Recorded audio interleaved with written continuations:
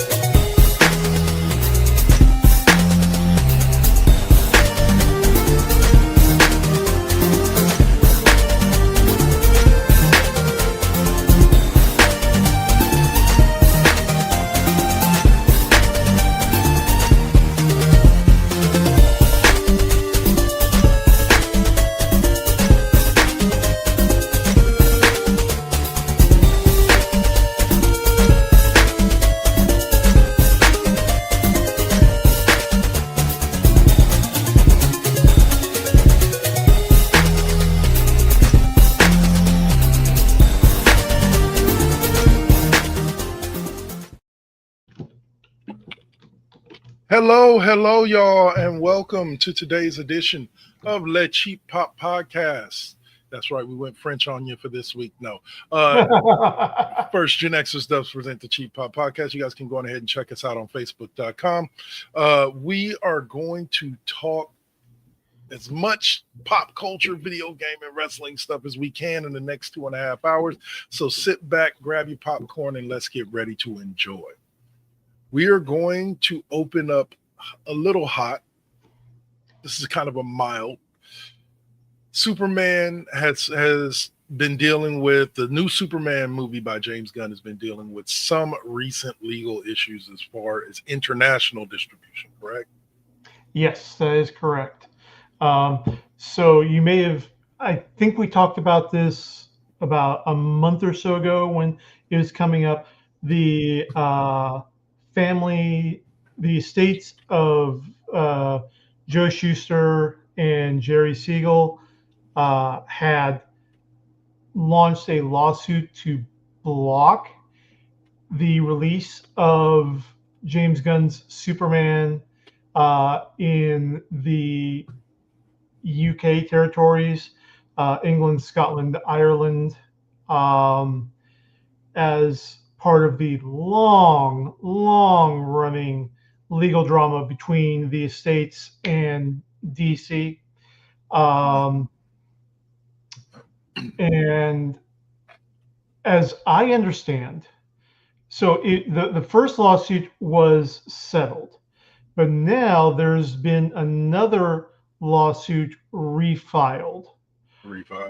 I'm not sure, and it's again covering the same territories. Is it by a different person?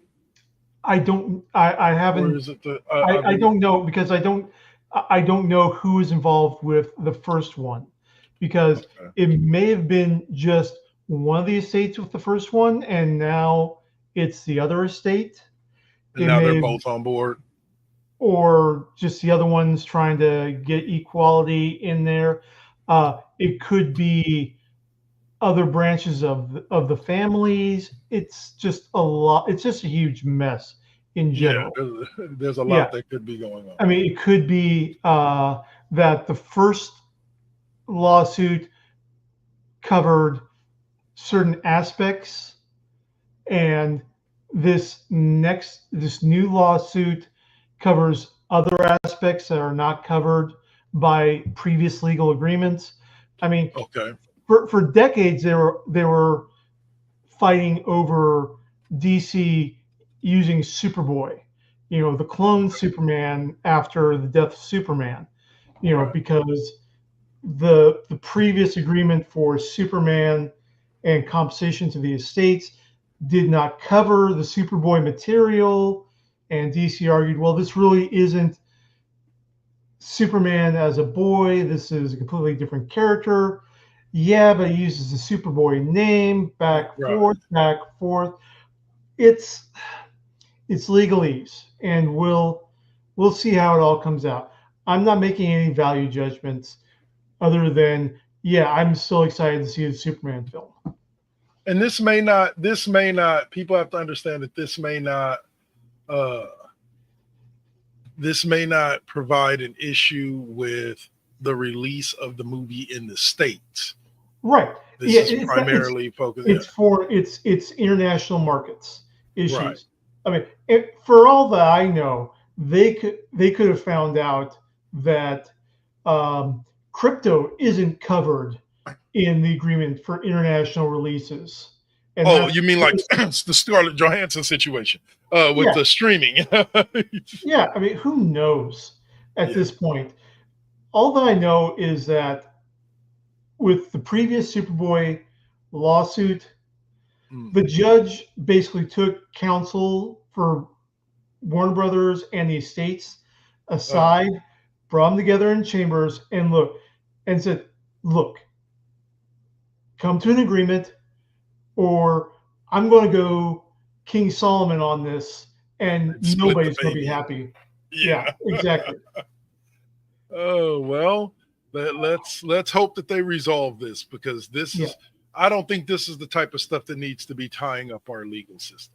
No, it's what the legal system is for, but it's a legacy of the problems with the work for hire model that the comics industry operated in for the vast majority of its life cycle up until, say, the Image era. And even beyond. I mean, we've still got questions, you got Rob Liefeld, pissed that he's not getting recognition for Deadpool and Wolverine and royalties in that. You've got, I can't remember, Jonathan Hickman, upset. So, I brought Bucky back from the dead and created Winter Soldier. I'm getting jack shit. And on and on and on. And there's just so much going on behind the scenes in terms of people building on the works of other people and et cetera, that it's an untangleable mess. So, yeah. All right. Well, like I said, as long as we get to see the movie here in the States, that's pretty much all I really care about, to be honest with you. So the next hot topic that we're going to open up with here is that more of Warner Brothers. Now this is, instead of somebody ceasing and desisting Warner Brothers, this is Warner Brothers ceasing and desisting somebody else. Yes. From running the Schumacher cut of Batman Forever. Yeah. And Saint will be with us later. And we know he was all excited for this. And nope, the Schumacher cut is currently dead in the water. It's not going to get a theatrical release like people were hoping for. And you know what? I hate to say it. I think that's a more watch it at home type thing. Yeah, the theater experience is nice. But again, I go back to that scene in The Big Bang Theory where they're talking about I just watched that episode today, where they were watching the Indiana the Indiana Jones reboot, or not reboot, but when they re-put it out with 21 extra seconds of footage, and it's like, dude, if this is not milking the cow like to its last drop, like I get it, like put that shit out on DVD, sure, there's somebody out there who will go buy it. But we don't need another theatrical release of a movie just because it adds an extra, even if it's an extra 15 minutes of film. Like, stop it. I mean, it's not like we got like a director's cut of, say, Blade Runner released in the theaters. They put it out on DVD. Yeah. And I'm sorry, but I don't particularly care for the director's cut of Blade Runner because, Harrison Ford's exposition and mental monologue going throughout that helps fill in a lot of information that doesn't get shown. But it's not. It doesn't change the movie. Right. I'll say, which is what I would expect to see. Like, I'll be honest with you. Like, what was it? Justice League? We got Zack Snyder. we got the Snyder cut, and it was like I had to watch it in 4 chunks. Like I couldn't watch, like I think it was like a 4 or 5 hour movie or something like that. Like I had to watch it in chunks because I just couldn't just sit there and ingest it all in one setting. I mean, let's face it, the only original cut that I am aware of that would absolutely change the film completely is Return of the Jedi, where the original script, I don't think that they filmed it, but it wouldn't be difficult to do. Mm. The original script, Lando doesn't make it out of the Death Star, too. Oh, really? It explodes with the Falcon still in it, and it's a cut to Han looking up, seeing the Death Star explosion, and just Lando. As he realizes that his friend is gone. He doesn't care about the Falcon. It's Lando that he cares about. Right. I mean, Wow. that would have changed. That would change. Yeah. Well, not to mention the fact that the Millennium Falcon is now in no other part of the movie. And Right. that ship was used for a lot of things in the movie that came after. In the sequel trilogies, absolutely. Yeah. But talk about a total tone shift in there. Yeah. It's just there's not too much, and the only other thing that I think that there needs to be a edit change would be films that just bad cinematography, like for example, Alien versus Predator Requiem, where the screen is so damn dark. Yeah. You just can't tell what's going on in there. It's just like, I enjoyed what little bit of that movie I could see. Yes. Thank you. Okay. But I think they went a little too far with the Alien versus Predator stuff anyway. Oh yeah, they just did. Me. But getting back on track, I agree. Put the Joel Schumacher cut out on DVD. Okay. Hell, if you want to get the people who are really nostalgic, put it out on Blu-ray disc. Because those people still have their Blu-ray disc, and it'll be limited edition for them. They can have it. Cool. You know what I'm saying? But you don't. I still have my Star Wars trilogy collector's box set VHS. So I have video proof that Han shot first. No shit. Oh man. Yeah. Well, and actually, that ending that you brought up, ironically, would have made Solo has a huge impact on how you look at Solo too, the movie Solo and the relationship between Han and Lando. Right, and also it kind of gets into my overall analysis of the Andor Rogue One section of Star Wars, where the overarching theme is sacrifice. Right. In the original trilogy, sure, Alderaan gets blown up. A bunch of unnamed NPCs get killed in space battles. But nobody that the audience really has an emotional connection to. The closest we get is in A New Hope, Biggs Darklighter dying, Luke's childhood friend. Yeah. And that's another edit that Lucas should have put into the special edition. The scene where Luke meets up with Biggs on Tatooine, and Biggs tells Luke that he's jumping ship to join the Alliance on Tatooine before everything happens. That provides an emotional connection for later on in the film. Right. Otherwise, it's just, oh man, Luke's childhood friend that he's only talked about in half a line when he's whining about being stuck on this desert planet just died. Yeah. That sucks. Yeah, exactly. And I think that Hollywood has a tendency.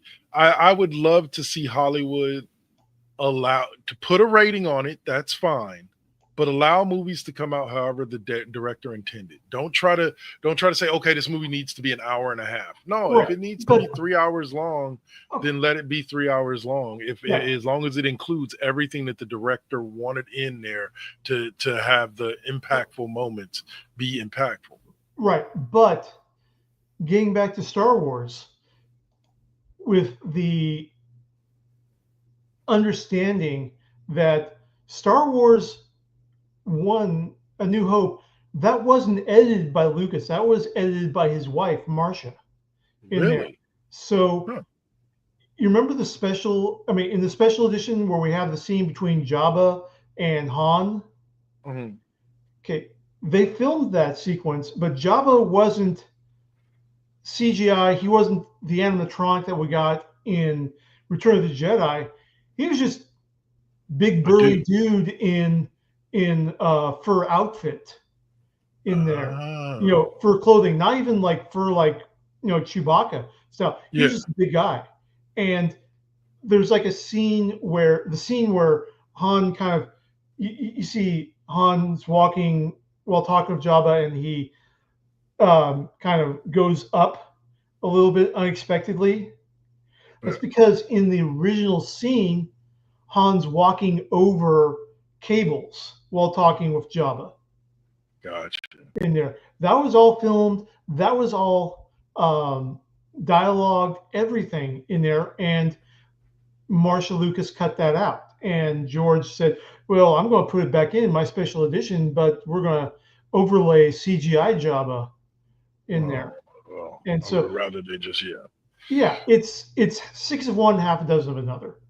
Yeah, I You know, feel you. and that's Zack Snyder's Justice League. Zack Snyder does a great action sequence, no denying that. Yeah, But he is 100%. much more of a Frank Miller guy than a Superman Yeah, guy, right. like a John Byrne guy. Okay, and I think that for all of the issues that cropped up with him later on, Joss Whedon, all of those issues aside, I think Yeah, that what Joss did was he injected some things that were very badly needed into the final cut, like the he had some laughs in there, like right. when Superman and the Justice League, they're evacuating that city in Russia, and Flash is super speed pushing that truck in neutral away from Yeah, the growing, and Flash is like, oh yeah, all right, great, and then here comes Superman carrying an entire apartment building filled with people along. Okay, that made the the film film a little more, a little right. bit more relatable, accessible, so to Right. speak. Yeah, it Yeah, wasn't just total, absolute, grim, dark, serious Batman right. the Well, way and that also I think that Snyder does.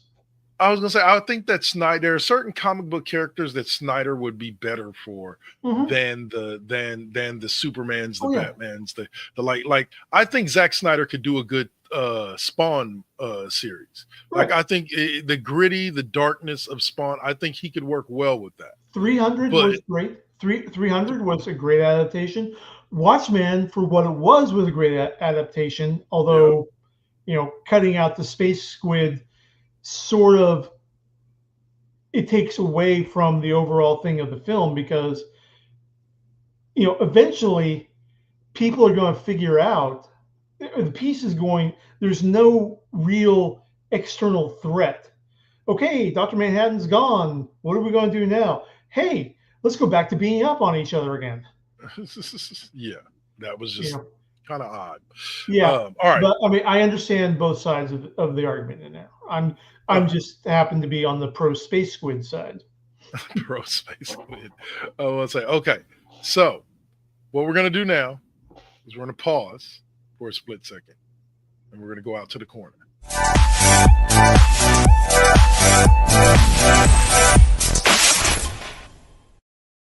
That's right, Pop Culture Corner, right here on the Cheap Pop Podcast. So stay with us, y'all. Stay with us. All right. So first subject up: is just something weird that I saw on the internet and figured I have to talk to these guys about it. You are not reading that title wrong. It does say you can now buy Madam Web star Sydney Sweeney's. Hey, what's up? What's good, Caso Flames? Thanks for tapping in. Hey, Chaos Flames. Chaos Flames, yeah. I'll say Sydney Sweeney's used bath water in a bar soap. Yep. Okay, look. I got a lot of issues with this world. Like from political to just the way human beings treat each other to the way we act and support things that we should. This is one of those things. This is one of those things that now, like, you want to boycott something? This would be a good thing to boycott. Like, I understand that there are some nasty people out there. There are proclivities for everybody that wants them. And if you can think of it, it exists. Yep. The phrase "I would drink her bathwater" didn't just materialize out of nowhere. Nope. Okay, it came from somewhere, and this is where, like, Yep. and then the irony that the dirty bathwater is made into a bar of soap. Mm-hmm. Yeah. Yeah. This is not a new concept in the history of internet thirst traps. Yeah. Okay. A couple years ago, there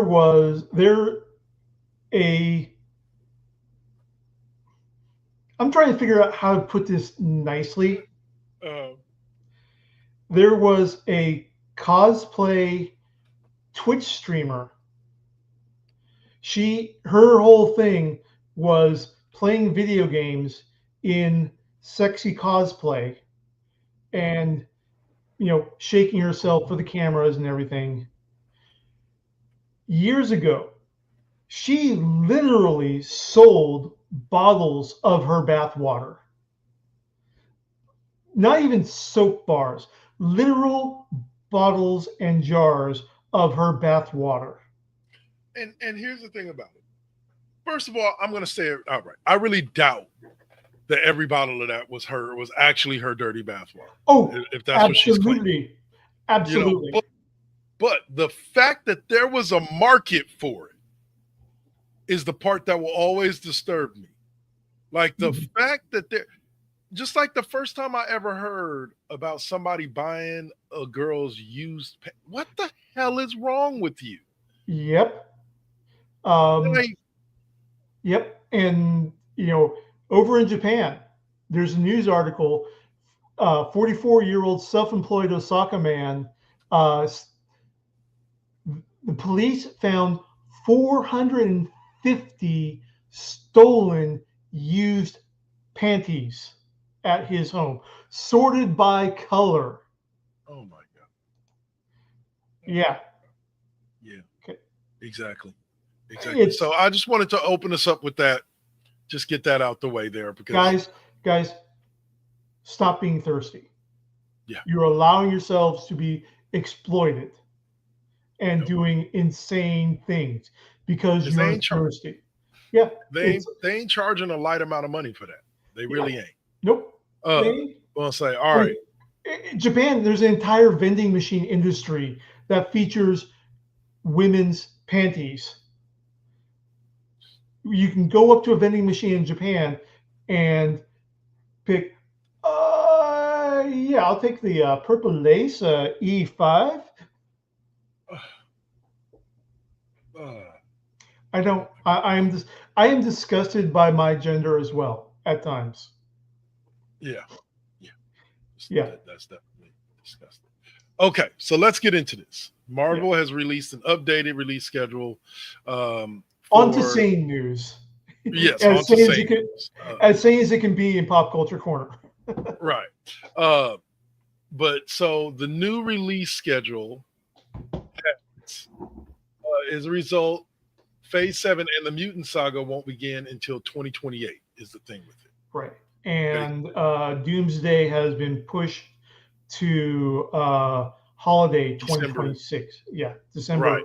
So the last movie we're getting this year will be Fantastic Four: First Steps on July 25th. Right. That'll be the last Marvel movie this year. Then we don't. This is one of the largest gaps I've seen in a while. Then we don't get another movie for pretty much a full calendar year from Marvel. I do believe we're getting TV shows. We are. But I believe we'll be getting some Disney Plus shows, but we will not be getting another Marvel movie until Spider-Man Brand New Day, July of 26. Then you got Avengers, Doomsday, December of 26. There's an untitled Marvel project due to release July of 27.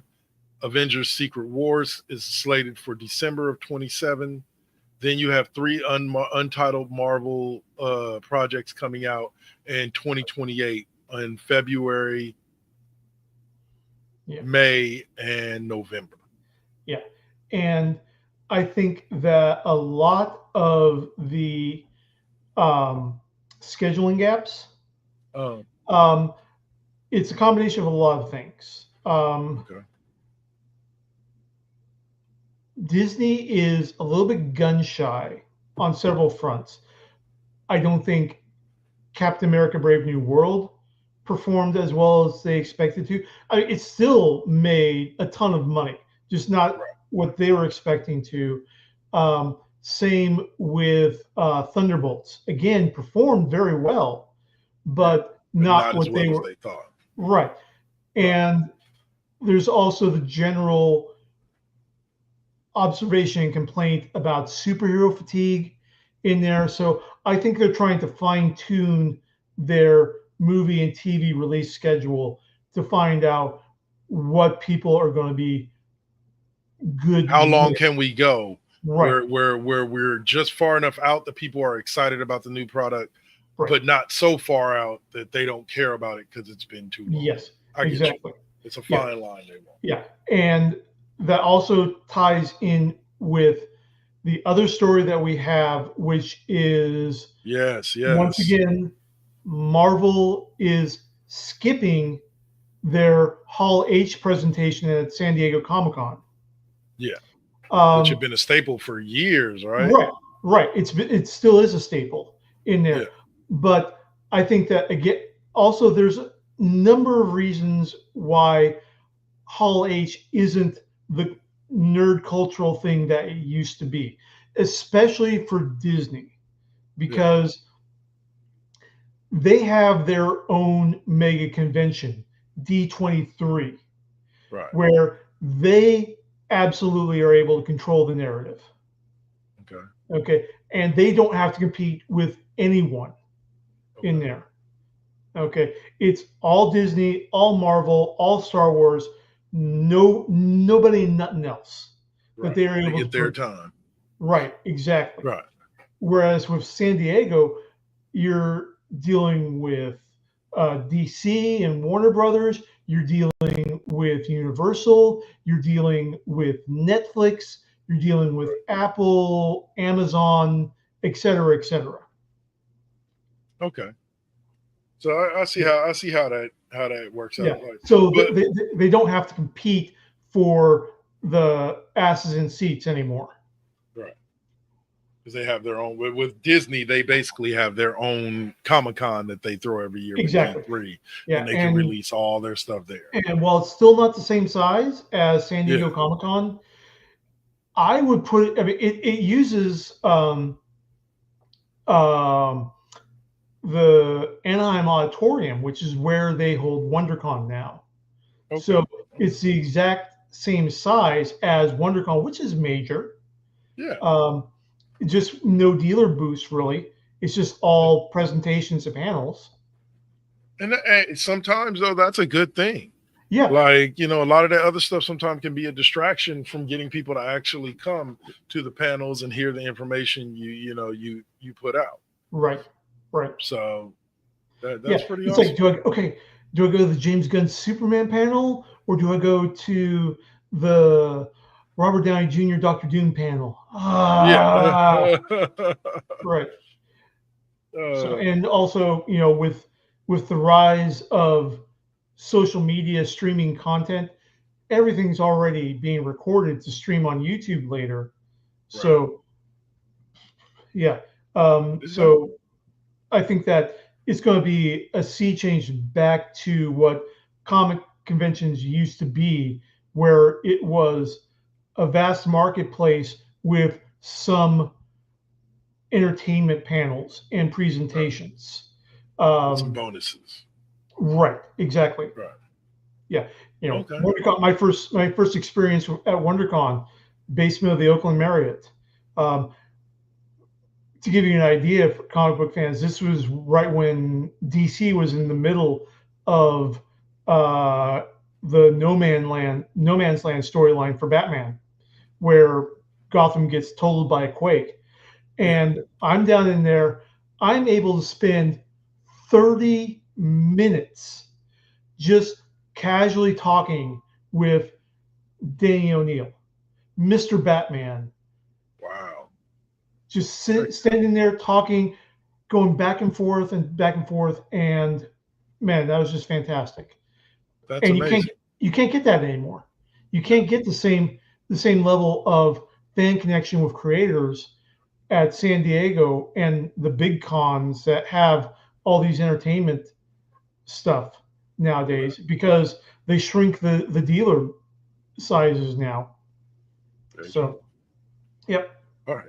All right. So let's move forward. We got a lot to talk about during this pop culture corner. Yep. Happy Gilmore 2. That's For those right. who don't know, that movie is coming up soon. This those of you who summer are a on fan- on Netflix. On Netflix. And I believe Shooter McGavin is returning. Everybody who is still alive, literally, is back. Which means no Bob Barker, God rest his soul. But No Bob Barker, sadly. No Grandma, sadly. But we do have a replacement for Richard Keel as Mr. Larson. Okay. So we've got that. No Carl Weathers, but we got the son of Chubbs. Okay. Who did they cast as son of Chubbs? I don't know. I'd have to take a look at it. But literally, he's missing a hand too. And Happy goes in, starts shaking the son's hand, and the fingers break off. And Happy's like, "Oh, damn, I'm sorry about that." It's like, no, it's okay. I got some Gorilla Glue here. Yeah. And sadly, Morris the alligator died a few months ago as well. But wait, what the hell? So evidently, I'm looking at the cast, and you got Adam, you got Julie Bowen back. Yep. You got Margaret Qualley. Margaret Qualley. She's new. She's playing. Yeah. I believe she's playing Happy's daughter. I believe his daughter with Vicky, Julie Bowen's character. Okay. I think they're divorced at this, but yes, Christopher McDaniel is back as Shooter McGavin. Oh, Christopher McDonald, and then Ben Stiller's back. Ben Stiller's back. Yeah. Now, MJF from AEW is said to be in the movie, as well as Bad Bunny and Travis Kelce. Yes. Wow. And we're expanding. Lee Trevino is back on the course. Is he back in this one? He's back in this one, along with the Golden Bear, Jack Nicholson. Right. You mean John Daly? John Nicholas. Jack Nicholas. Oh, John Daly. Yeah. John Daly's in it. Yeah. Scotty Scheffler's in it. Royal McIlroy. Yes. Yeah. Like a lot of man. And Paige Spiriak with her yoga pants. Nice. And I guess the guy that's playing his Carl Weathers' character's son from the original Happy Gilmore is Kid Cudi. He's the only black dude I see on the entire cast.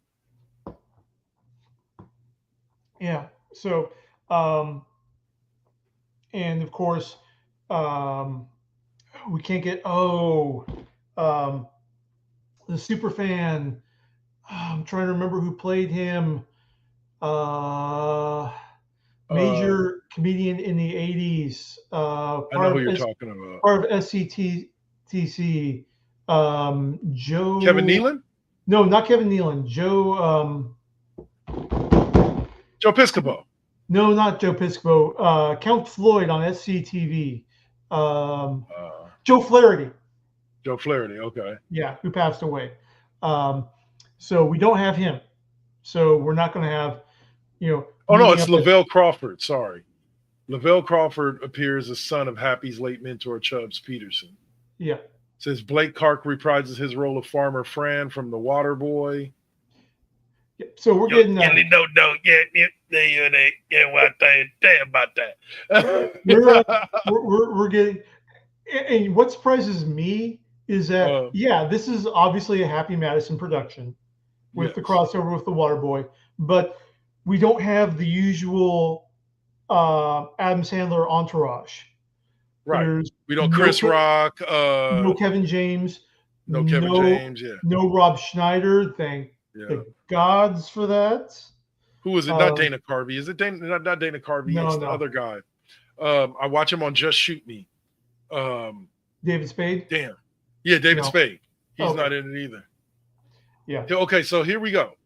So also appearing in the film, outside of the people that we mentioned, are also Eric Andre, Jim Downey, John Farley, Marcelo Hernandez, Oliver Hudson, Scott Mascuti, Haley Joel Osment, Margaret Qualley, Ben Sadley, and Nick Swartzen. The professional golfers that are in there: Keegan Bradley, Bryce Chambeau, John Daly, Tony Finau, Ricky Fowler, Brooks Koepka, Nella Corda, Nancy Lopez, Rory McIlroy, Colin Morikawa, Jack Nicholas, Corey Pavin, Xander Schauffele, Paige Spiranak, Scotty Scheffler, Jordan Spieth, Justin Thomas, Lee Trevino, who also appeared in the first film, that's what we were just talking about, and Will Zalitz are all set to make cameo appearances. And some of them are even still modern relevant, like Rory Mickelson.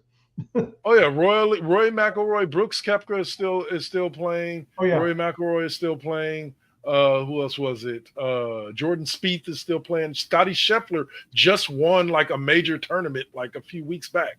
Right. Justin Thomas is still golfing as well, and I believe Lee Trevino and Nicholas are still golfing on the senior circuit. Yeah, they are seniors. Yeah.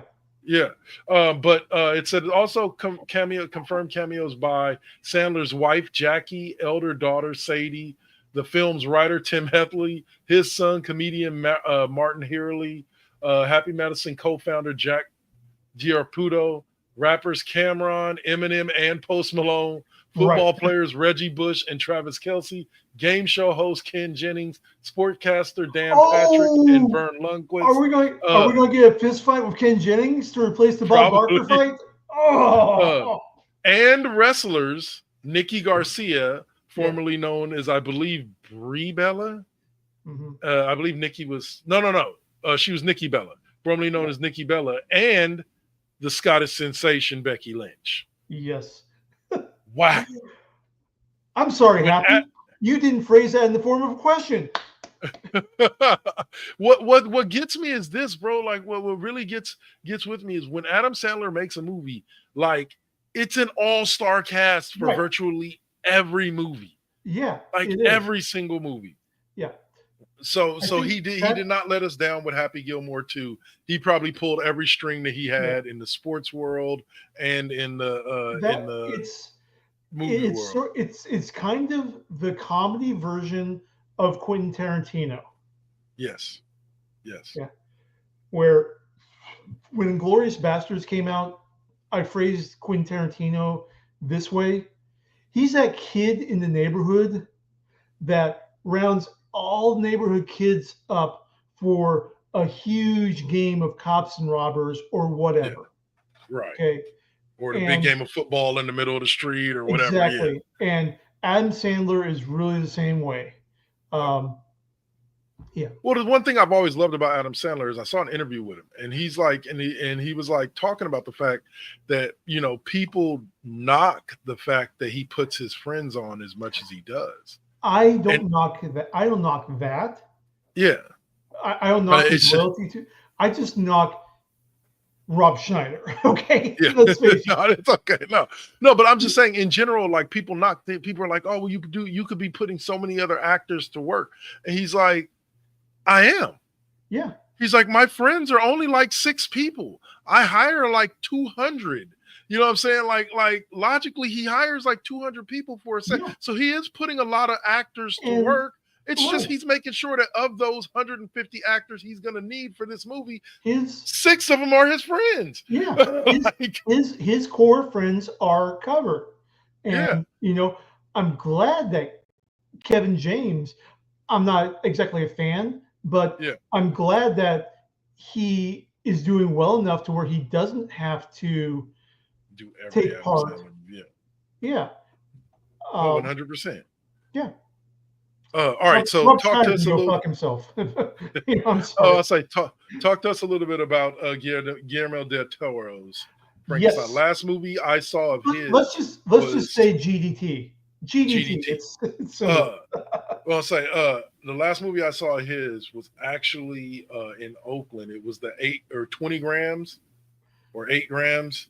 However much a human heart weighs. I know that's Right. what the name is, but that was the last 27 movie that grams. I saw directed by him. And I saw that at the Oakland basically speakeasy where you Right. could go and you could get pizza and beer and go watch a movie. You did not see Pacific Rim? Is that a GDT movie? Yes. Oh, I didn't know that. Oops. Yes. Oops. Yeah. Slap me but- with a fish and call me stupid. Yeah, I had not realized that was yes. I love that movie. Okay, so then Yeah. I've seen Pacific Rim. Okay. So yeah, Guillermo del Toro, fantastic, amazing director, especially in anything that is dark fantasy. Pan's Labyrinth, um, uh, the water romance. Avatar? No, that was No, no, Avatar. no. No, the Fishman romance. I can't remember off the top of my head, but yes. But he is doing Frankenstein on Netflix this November with Oscar Isaac as Victor Frankenstein, and Okay. it is Got me everything intrigued. you expect from a Guillermo del Toro fantasy production. It is gothic as fuck. Yeah. It is lush. It is darkly beautiful. Okay. It is absolutely fantastic. Go watch the trailer. You will have that up on the page, and man, it's Pretty gonna savage. be production. Okay. I'm down for it. I'm here for it. Like I do definitely love GDT's work. I guess every movie I've seen of his, then I liked because I even liked that 20 grams movie. That was pretty damn good. Yeah. But Happy Gilmore 2, GDT's Frankenstein are two of the reasons that we're looking forward to going to the movies throughout the rest of this year. Yeah. I'm actually probably going to go see Thunderbolts tomorrow, either tomorrow or Tuesday. All right. By the way, I just found out that Captain America: Brave New World just hit Disney Plus. Yes. I actually watched it like 2 nights ago when I went to bed. Yeah. Rewatched it. The Shape of Water. That's what it was. Movie? Okay. Yes, and of course, Hellboy. Oh shit! I didn't know Hellboy was him either. Yeah. The one with Ron Perlman. Yeah, and funny thing is that he and creator Mike Mignola were meeting, and they were talking about when they were getting the project, starting to assemble it, and they both decided, okay, on 3, we both name the person we want to play Hellboy. 1, 2, 3, and they both said Ron Perlman at the same time. Nice. Yep. Nice. Perfect actor, man. Sometimes you just find He the is fantastic. Yeah. All right. So next up, Tania Vision for the new Disney Plus series Vision. They cast Tania Miller as Jocasta. Yes. I am unfamiliar with this character. Oh, strap in, buddy. So, All right. So it is Vision Quest, and we already know that we're getting James Spader back as Ultron. Right. And I want to say, didn't they also say that they're bringing back what's his name is Jarvis? Paul Bettany. Well, Paul Bettany is Vision. Oh, okay. Because in the MCU, Vision evolves out of Jarvis. Right. Okay. Out of the Jarvis. So in the comics, okay, Ultron decides he wants a bride. Okay. So he creates an android named Jocasta. Okay. And just like Ultron had some of Hank Pym's brain patterns as the basis for his programming, Ultron kidnaps the Wasp to download her brain into Jocasta. Okay. Now, next level, Jocasta in Greek mythology is the mother of Oedipus. Okay. You know, yeah, the dude that unknowingly sleeps with his own mother, fulfilling the prophecy. So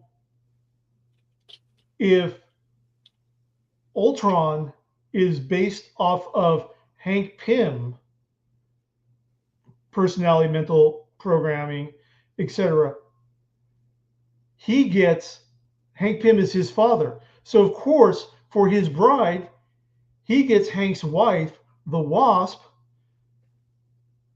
technically his mother, to be the mental pattern for his wife.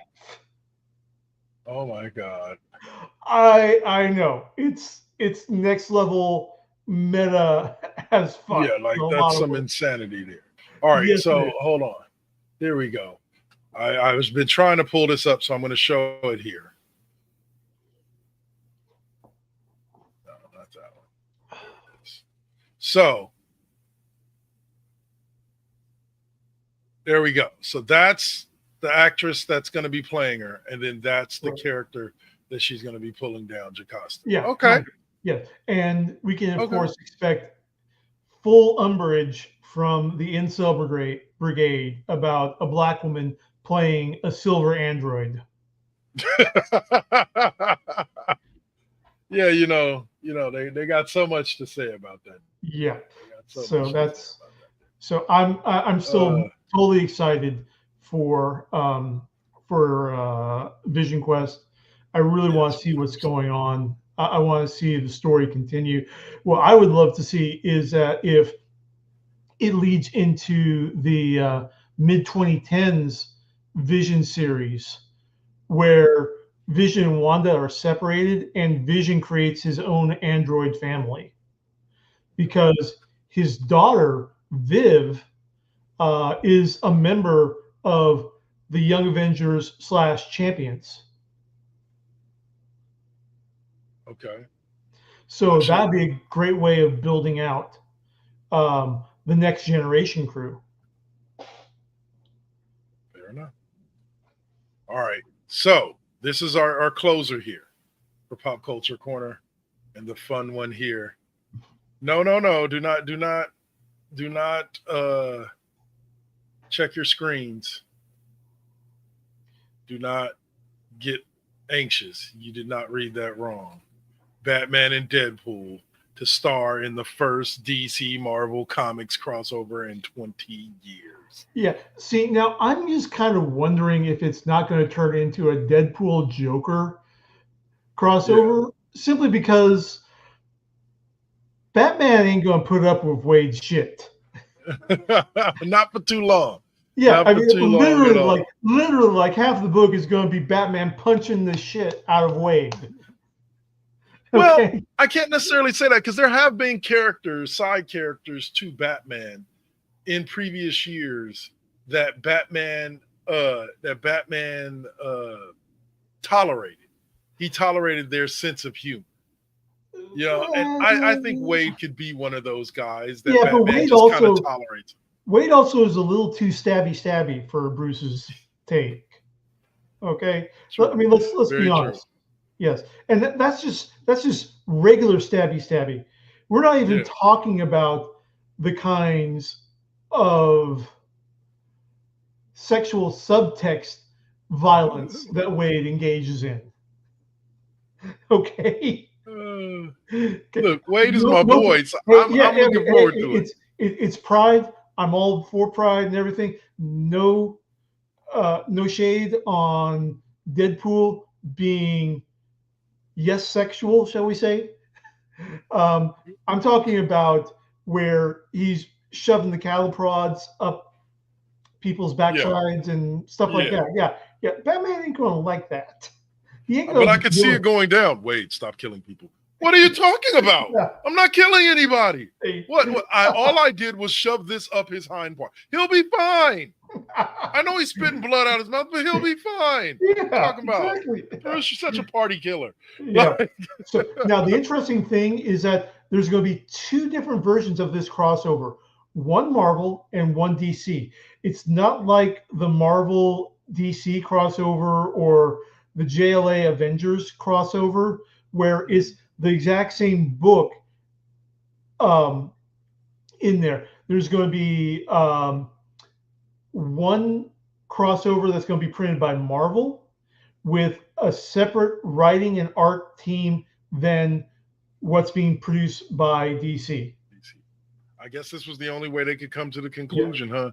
It's just basically allow the other people to use their characters and stay out their way. Well, it's going to be an interesting experiment because, like I said, all the previous crossovers have had a single unified storyline with one writing and artist team.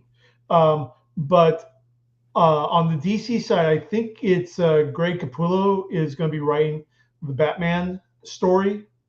So it could just be the same story, but from two different perspectives. Okay. Which would be interesting as well. I don't know. And I think that would be the smart way to go. I agree. Yeah. But I can't remember who is on the Marvel side of it. But yeah, looking forward to that. That's going to be pretty fun. All right. So let's see. Next up, we are going to have SmackDown Alley. We're going to be talking some Raw, some SmackDown, and some specific WWE subjects and stuff like that. But that's going to be SmackDown Alley after the break, and then video game talk after that before we close out. Hopefully at some point soon, maybe we'll get a sighting of the Saint and we'll bring him in. But if not, me and Dave got the ship locked down here. We're going to go ahead and go to break, and I will see you guys then. You're listening to or watching the Cheap Pop Podcast, YouTube, Twitch, wherever you're at. Thank you. We appreciate you tapping in, and you guys will see more of us in about 8 minutes. All right, so stick around. Peace.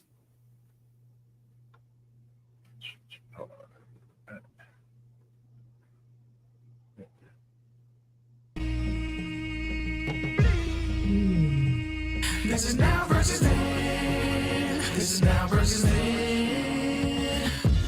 Get on your mark, let's go. This is now versus then. Burning up your radio, still turning up the heat with Poetic on the flow. Got you moving to the beats with the Saint as your host.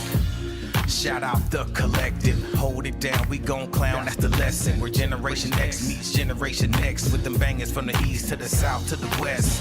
Yeah, this how we do it in Sacktown. Slide to the studio, yup, it goes down. Everybody fall through, these beats gon' pound. Waking the game up, told you it goes down. And this is only the intro. Turn the mics on, shout out to my kinfolk. Where you at, y'all? Let's get this started. Turn down for what, we about to start the party. Let's go, let's go, let's go, let's go. This is now versus then. This is now versus then.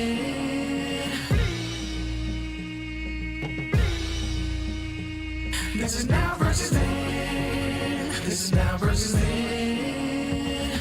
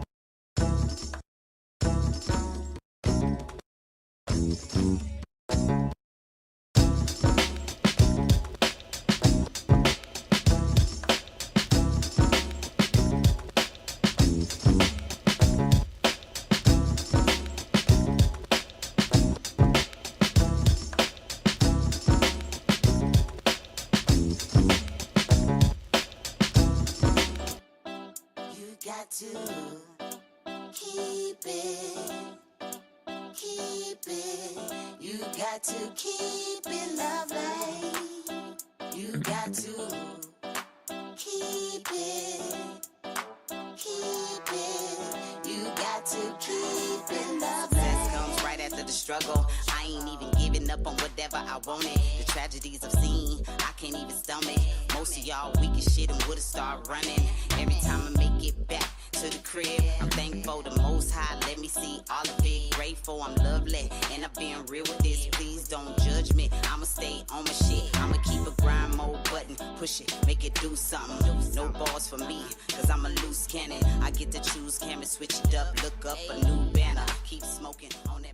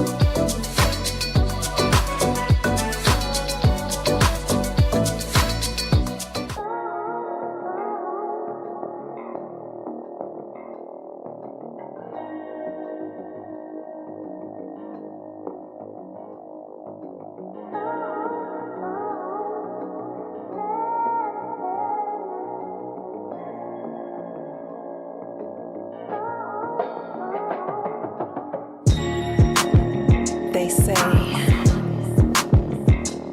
that beauty is in the eye of the beholder. But the definition of beauty is distorted. Yeah. Come on. Searching for yourself, so insecure about the way you look, so you go to Miami.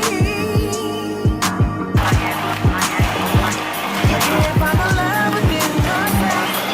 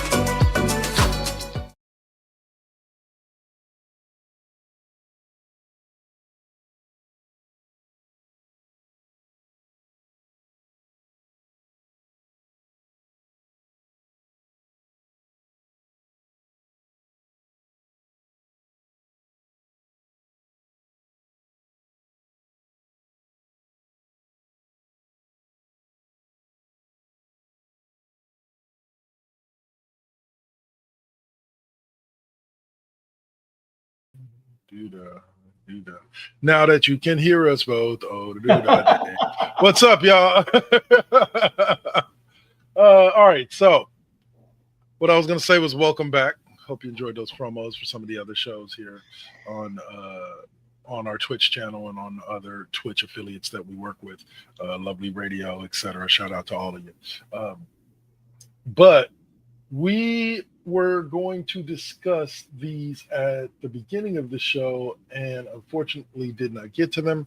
But here we are now, so let's talk a little bit about them. We've had a few. We get to add, unfortunately, a few more names to that death list for 2025, and it's growing by the day. Yeah. They brought this to our attention in that Peter Kwong. Yes. Which one of the three storms was he? Rain, the one with the back scratchers. Okay. Dies at the age of 73. Wow, that makes him feel old.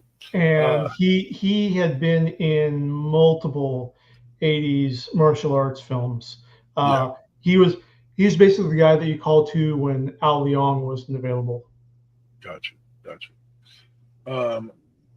Actress Loretta Swift. Swift, known primary. Swit. Sorry, Swit. Yeah. Not like Taylor. Anyway, but Loretta Swit of MASH, Emmy-winning MASH actress. Hot Lips Houlihan. I actually vaguely remember that. Like, MASH wasn't a huge part of my like preteen and up years, but before that, MASH was on night. It was there for me, but it was something that my parents watched.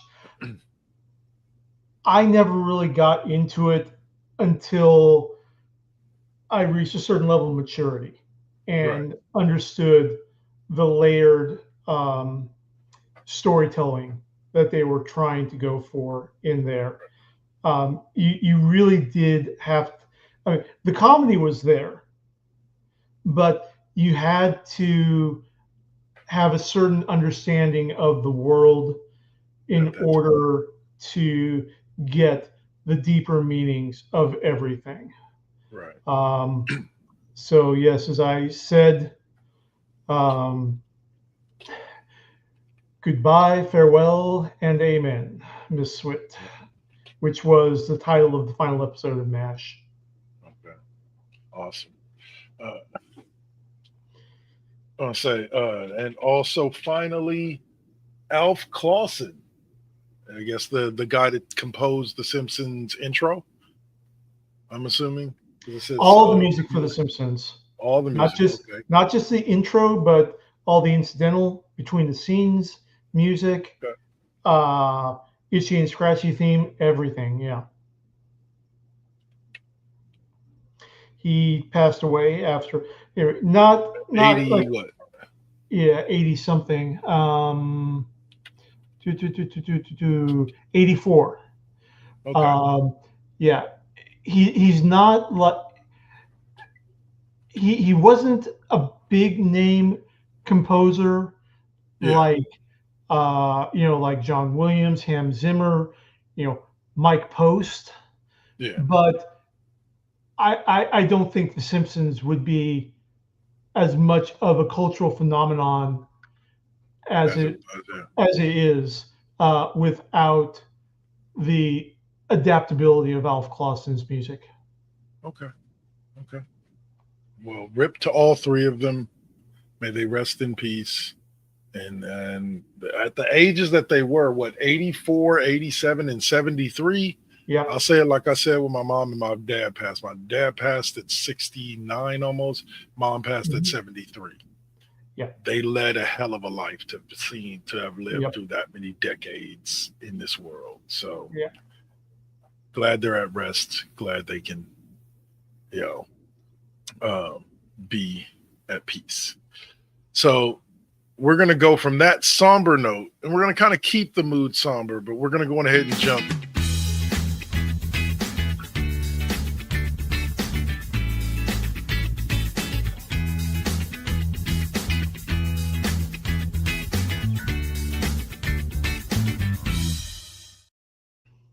There we go. Got it, boss. Anyway, and jump into SmackDown Alley. And the reason why I say we're going to remain on a somber note is because we're going to open up with, unfortunately, the saddest news just released, just found out this morning. Unfortunately, WWE has released R-Truth.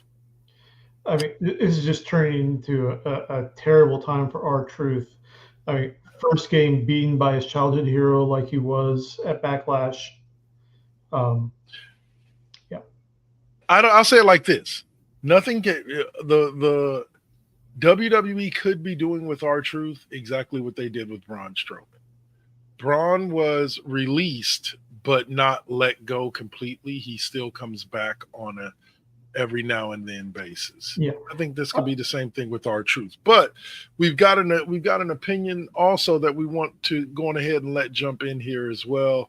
And that's the man with the master plan, the man that is the host of NBT Deuce and NBT right here on twitch.com or twitch.tv first GenXers. What's up with the Saint? How you doing, brother? Hey. Man, it's hell on wheels. Let's get into it. Let's All right. let's go. Let's All right, go. so we are hot here into SmackDown Alley, and Dave, you were just about to give us your thoughts on R-Truth being released from the WWE. Yeah, I mean, there comes a time when it's got to happen. I just really, R-Truth is not my favorite, but he's always been a good draw. Right. In there, and I know that. Yeah, I mean, he's starting to age out in there.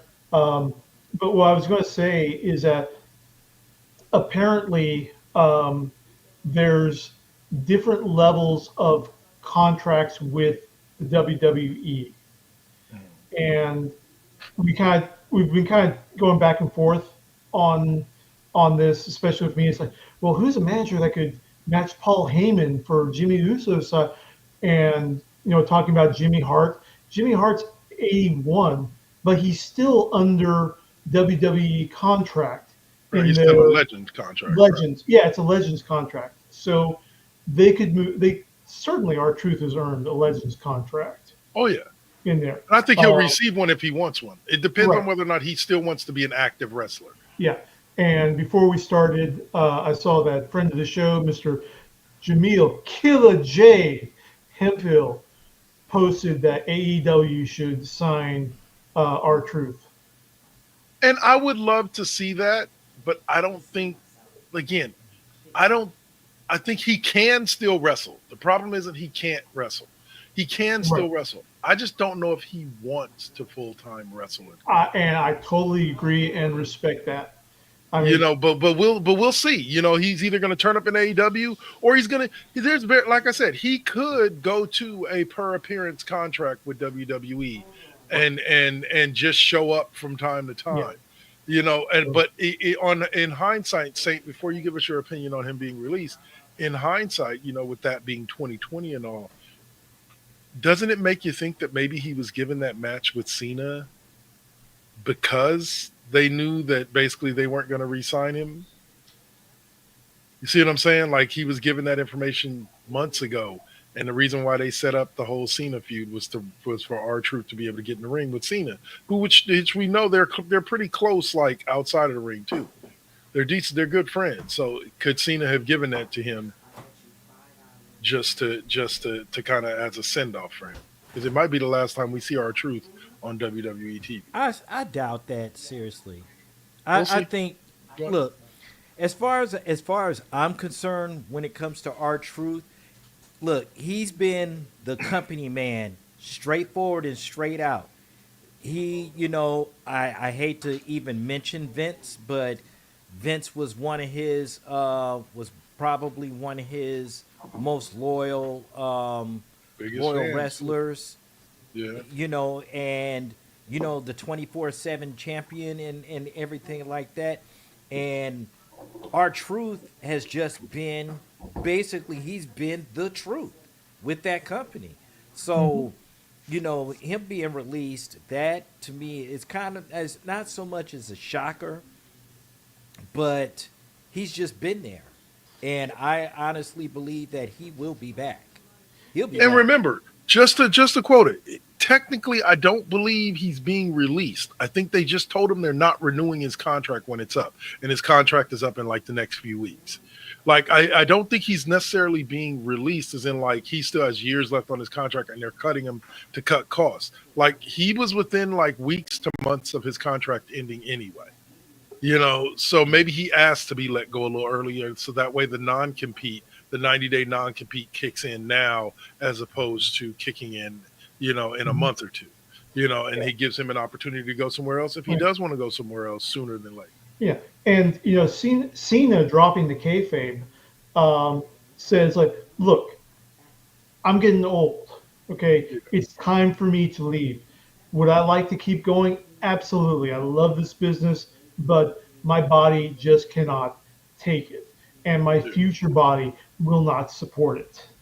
Yeah, And plus on top of that, Truth is actually, because Truth has actually been doing his music as well, yeah, and he's yes. released quite a few tracks, and and I mean, I'm granted he's still running it because I mean, shit, he's my age, so it's like I don't have nothing but respect and and kudos. But you know what though, I did want to say something real quick. So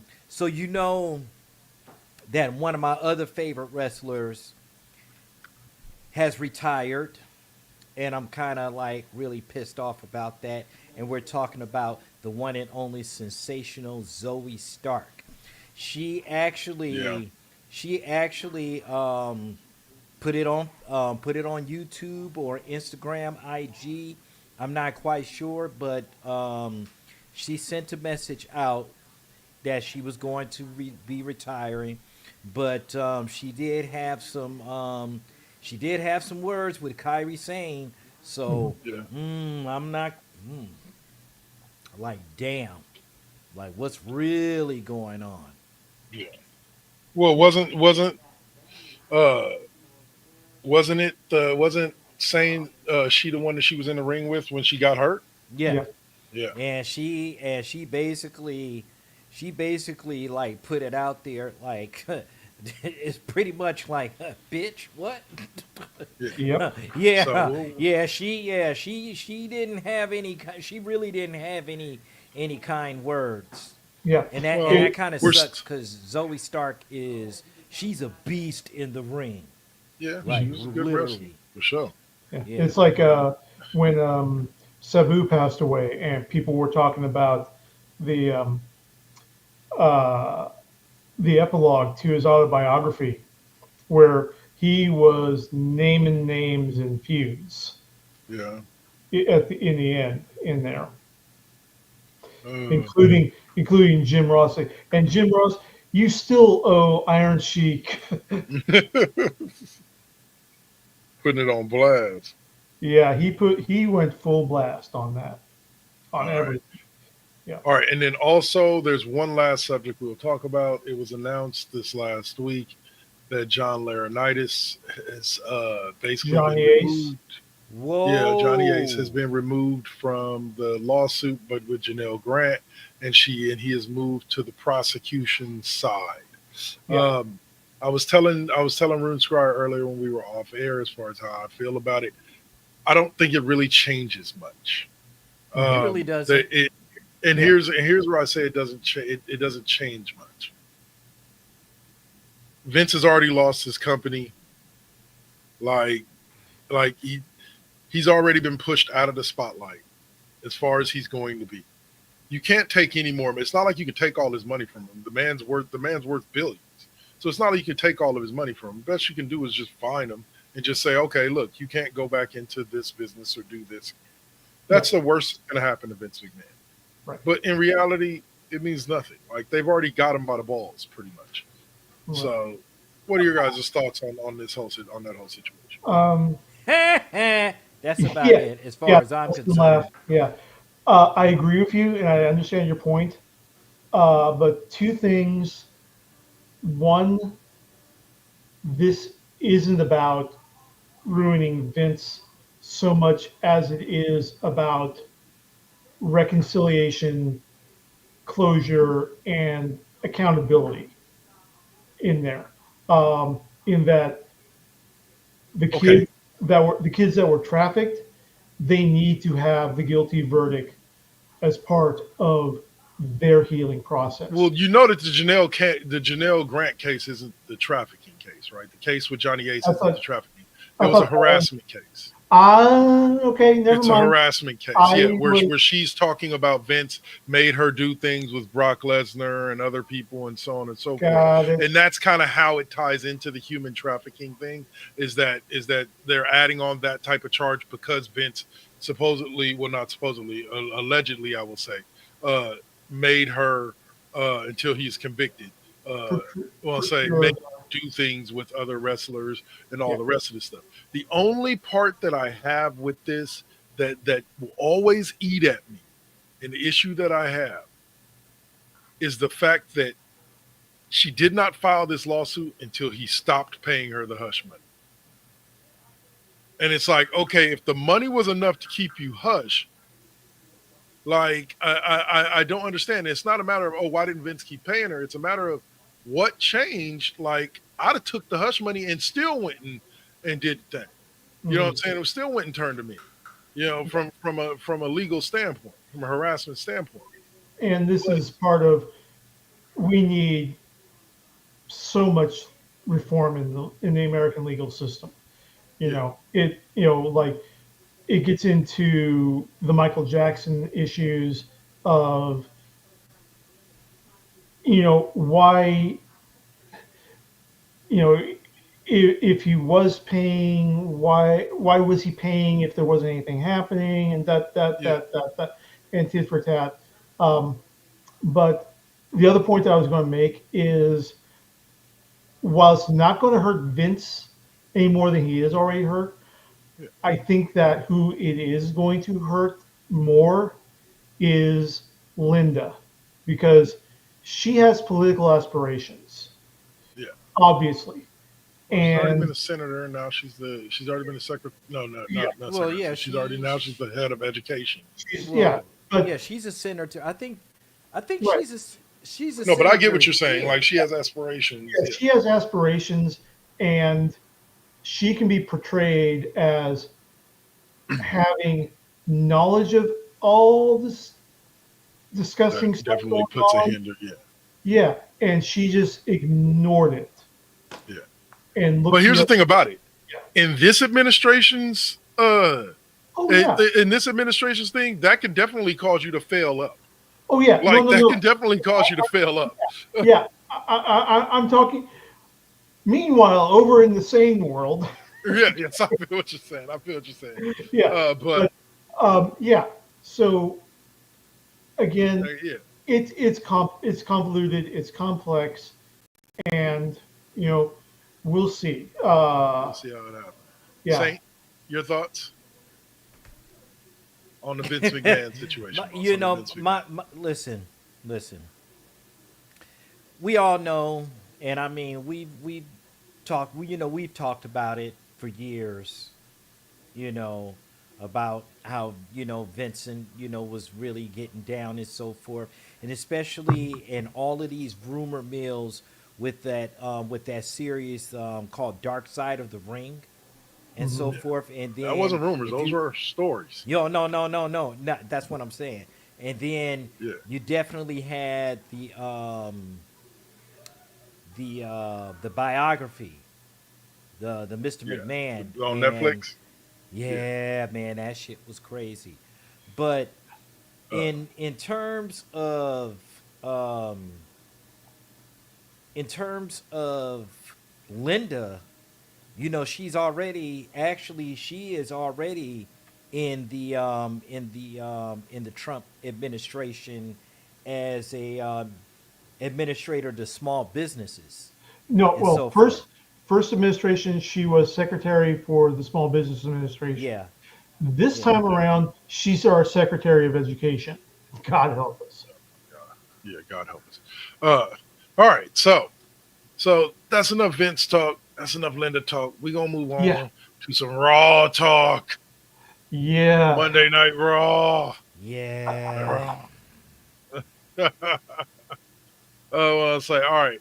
So here we go. This was your lineup of matches that we saw at Monday Night Raw, and that was, let's see, Penta versus Dragon Lee versus Chad Gable to see who gets in the Money in the Bank. Sami Zayn, Seth Rollins, and Finn Balor for the right to go to Money in the Bank. And then a triple threat match for the tag team championship between the Warriors, the New Day, the Creed brothers, and then Tozawa and Rusev. Yep. So, there we go. Okay. So we kicked off Raw with it looked like Seth Rollins coming out, giving a speech about what happened on Saturday night's main event, introducing Bronson Reed. Well, Paul Heyman gave another Paul Heyman-like promo, putting over Braun Breaker. And he actually had my favorite line of the week for Monday Night Raw, which is when he walked over and he goes, if you had a Terminator robot that came back to the future, or came back from the future, and you asked it, who headlined WrestleMania 48, 49, 50, 51, 52, and so on, he would say Braun Breaker. And I was like, hey.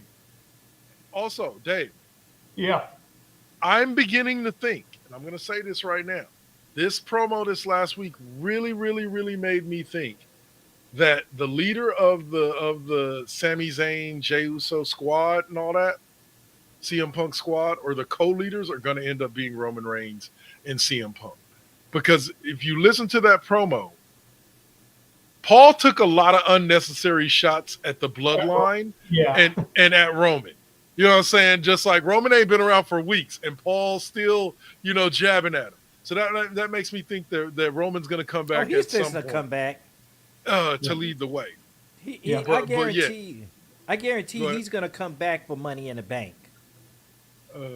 I really think so. And we'll see on Saturday. We'll see. You got the tag team match between Seth and Seth? Oh no, that's on the other side. That's John and Logan and Cody and whatchamacallit. Yeah. Seth is in the Money in the Bank match, which makes me think now that he's going to end up winning it. I think, unfortunately, we're going to get the Money in the Bank, locked up into the Seth Rollins storyline, 100%. Yeah. We followed that up with what was a pretty good match. I'm loving watching Chad Gable with all of these luchadors. So you had him in a triple threat match with Penta, Dragon Lee, and Chad Gable, and conveniently, El Grande Americano does not appear to help Chad Gable win the match. I wonder why.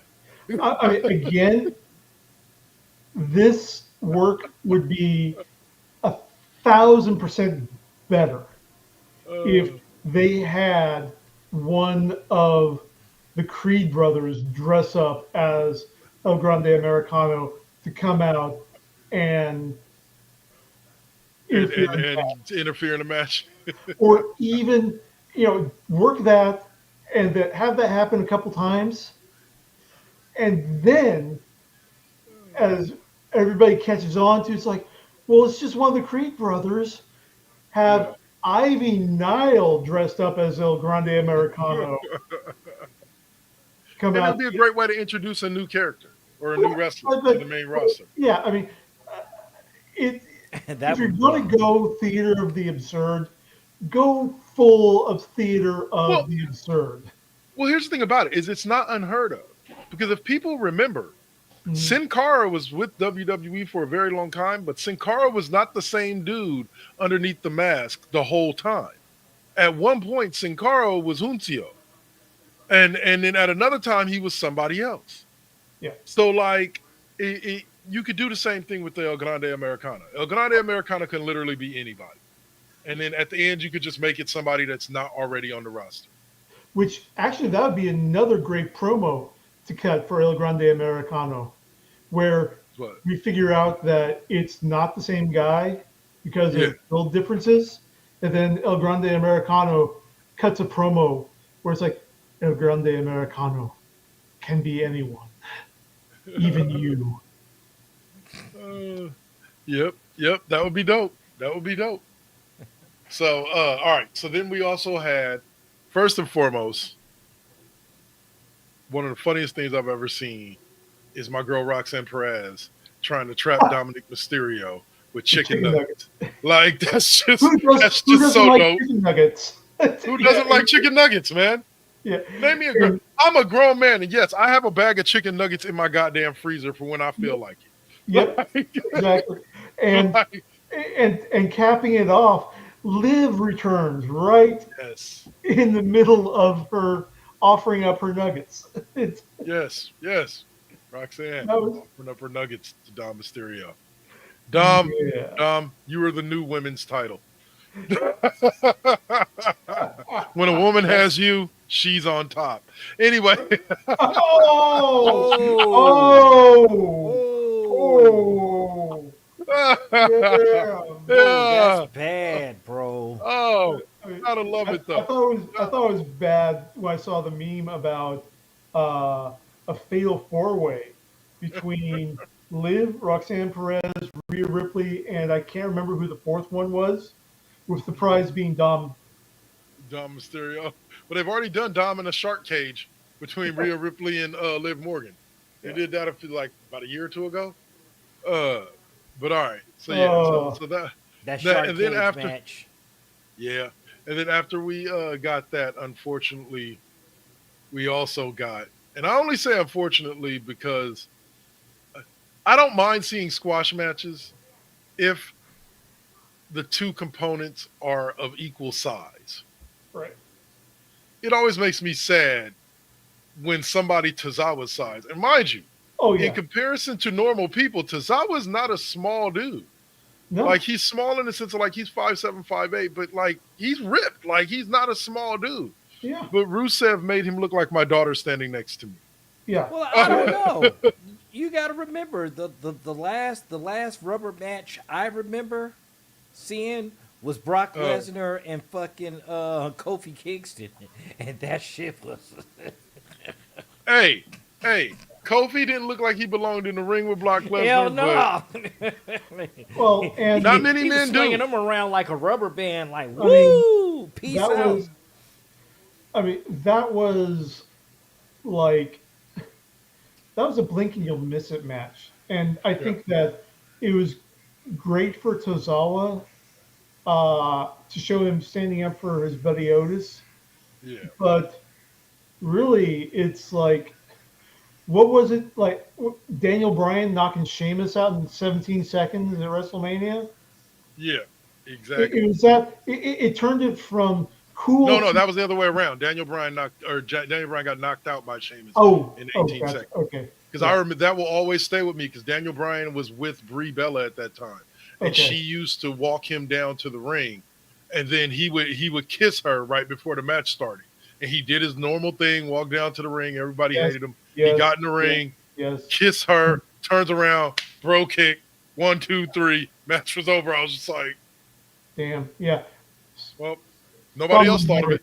But yeah, Yeah. but it's one of those things where it's like, I understand that you need to have a squash match from time to time. I understand every show needs to have a cool down match, but Yeah. that was like a Sub-Zero cool down match. It I could wouldn't have even. gone on. I wouldn't even put it to it. That's like That's like him going up against like a jobber like Al Snow. Yeah. Yeah. Yeah, that Or a Brooklyn jobber Brawl. like that, just like or somebody like the Brooklyn Brawler. You remember him? So it's just like, what the fuck, bro? What's funny is that here's the thing about it.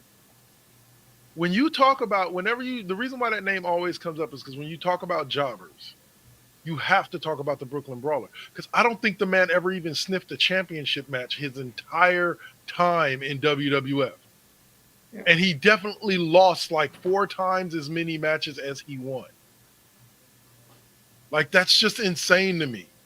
Like, but if you're bringing home a paycheck every week, Yep. You like, can't like you can't be mad. And I mean, he to me, he's probably the greatest jobber. I think the greatest jobber in wrestling, other these than kids him today, when and they Al talk about Snow. somebody's job and they don't know. They don't know. There are dudes that their whole job was to go out and lose every week. Not Yep. just enhancement talent, contracted wrestlers whose job was to go out and lose every week. Not bad booking, not bad storytelling, just literally their job was go over and put over this dude. Yep. That's your whole job. And that's any um, combat sport. You Yeah. know, in boxing, you got the tomato cans. Yeah. You know, wrestling. You know, when you understand that the whole point of wrestling is that it's a stunt show Yeah. in Steroid. there. Yeah, Right. it's a theater stunt show, Right. and that you're not taking it all that seriously, and you're able to appreciate the absolutely amazing athleticism that all these pros can do. That's where the pro in pro wrestling comes from, is that these are professional fight choreographed stunt people in there. 100%. Um, They're and athletes. Big yeah, time. they are athletes. So you got to appreciate, like you said, the jobbers, the clock in, clock out paycheck folks who they're not gonna. Well, it They're, reminds me. Sorry, I didn't mean to cut you off, no, but it no, no, reminds me of the goons.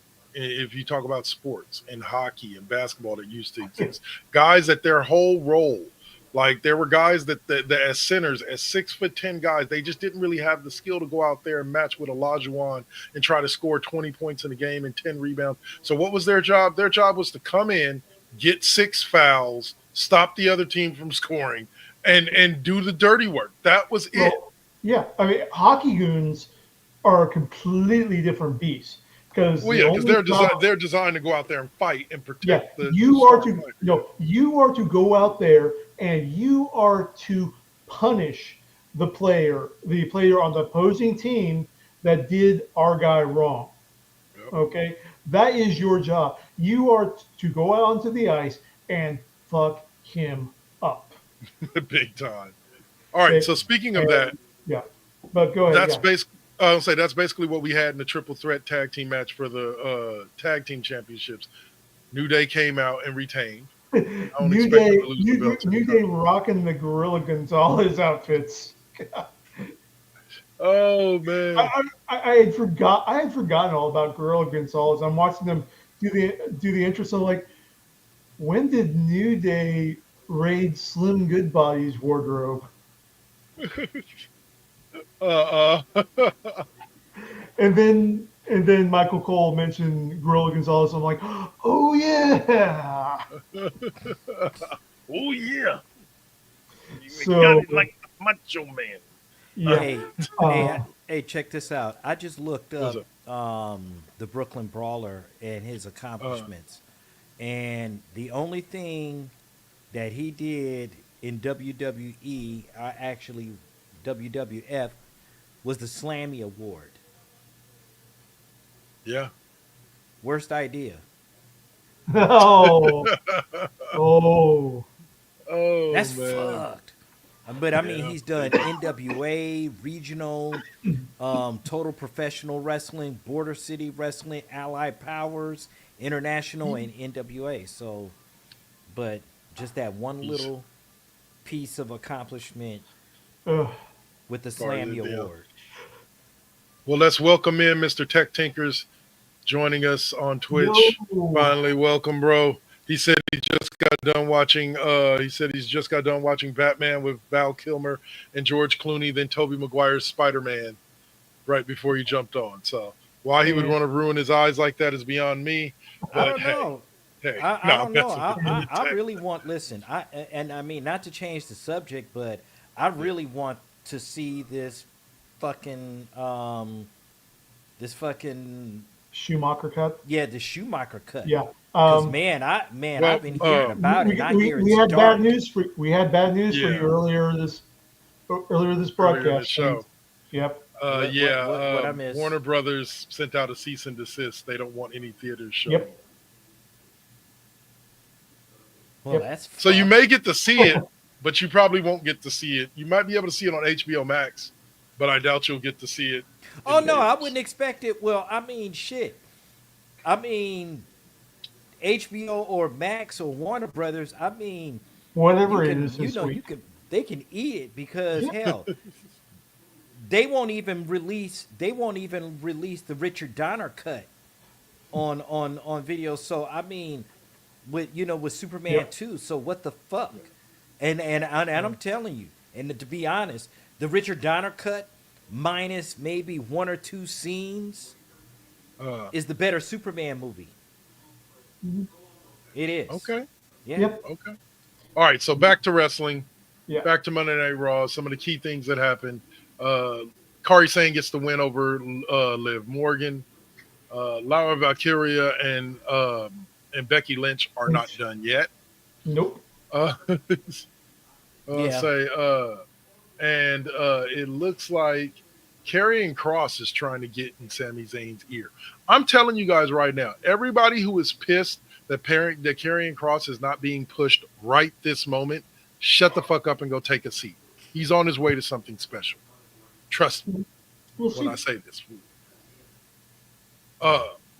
Then you had we closed with a Money in the Bank qualifier between Rollins, Balor of the Judgment Day, and Sami Zayn. And I thought the match was pretty damn good. Predictable, but still good. I pretty much knew as soon as Seth Rollins said he was going after the Money in the Bank that he was going to win his match to get into the Money in the Bank. Right. So, and of course, with the help of Braun Breaker and Bronson Reed. But I believe Punk came back as well. The Rollins thought that Punk wasn't there, and Punk came back. Punk. Yeah. It was. I think it was Braun Breaker started interfering.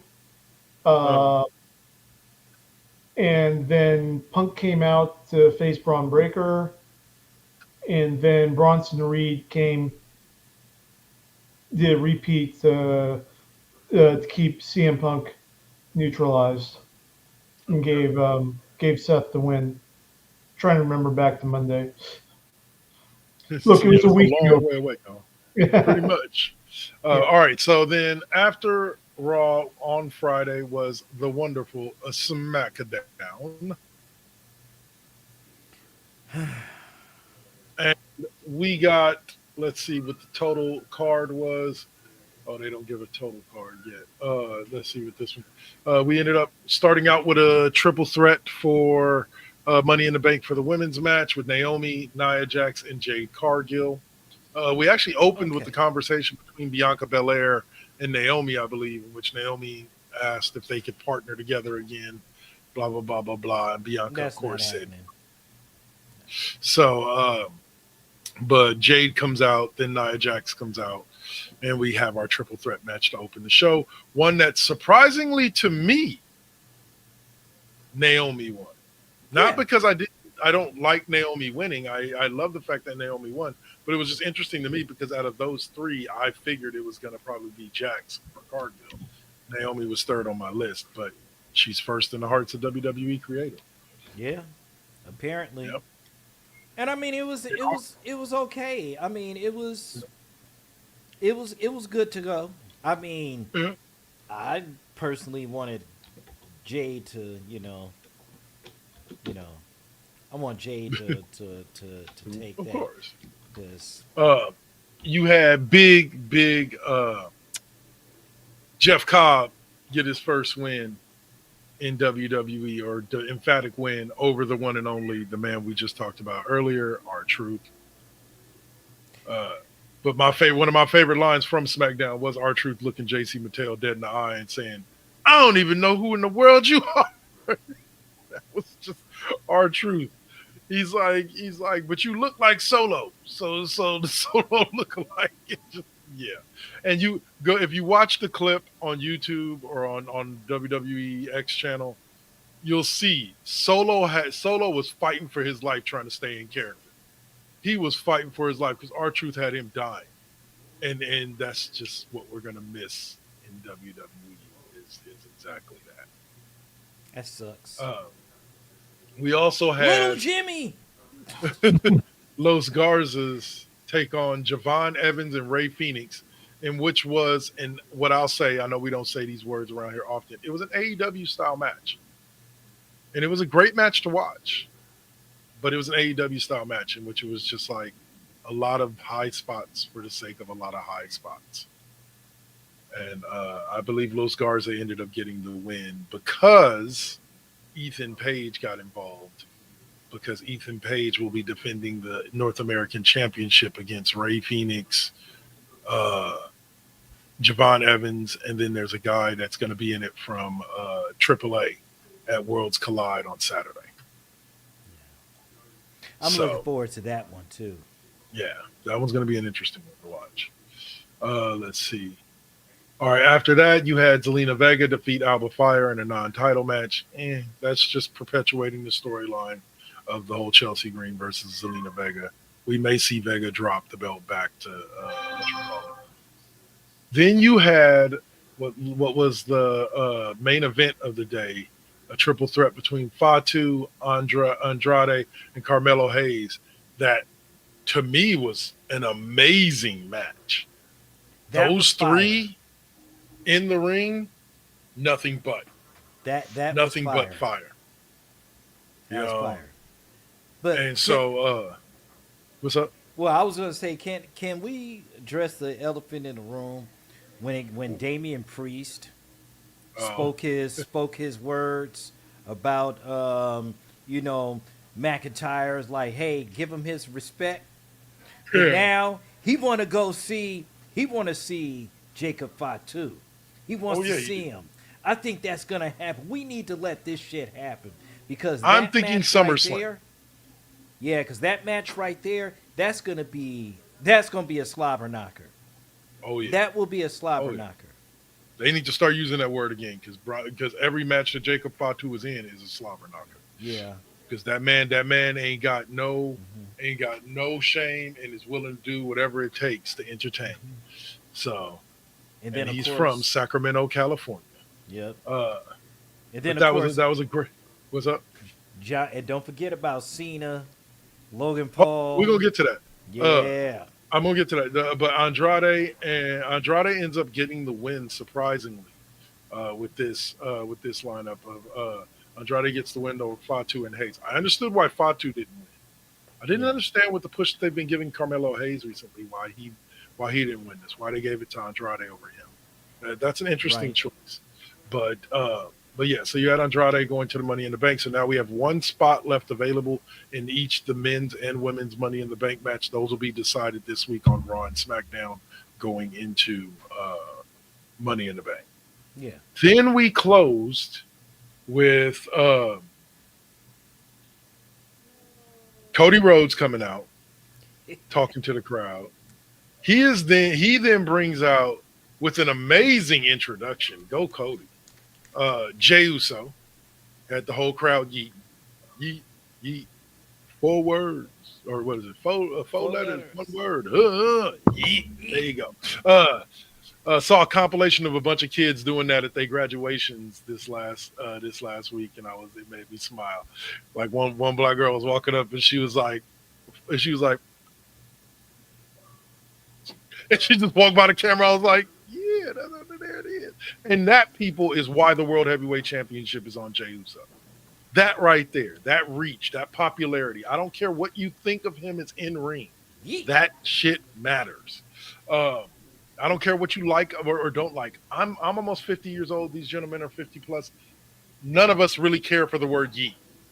I think it's a funny word to use every now and then. I think it's a funny word to use in the sense of like throwing something across the room.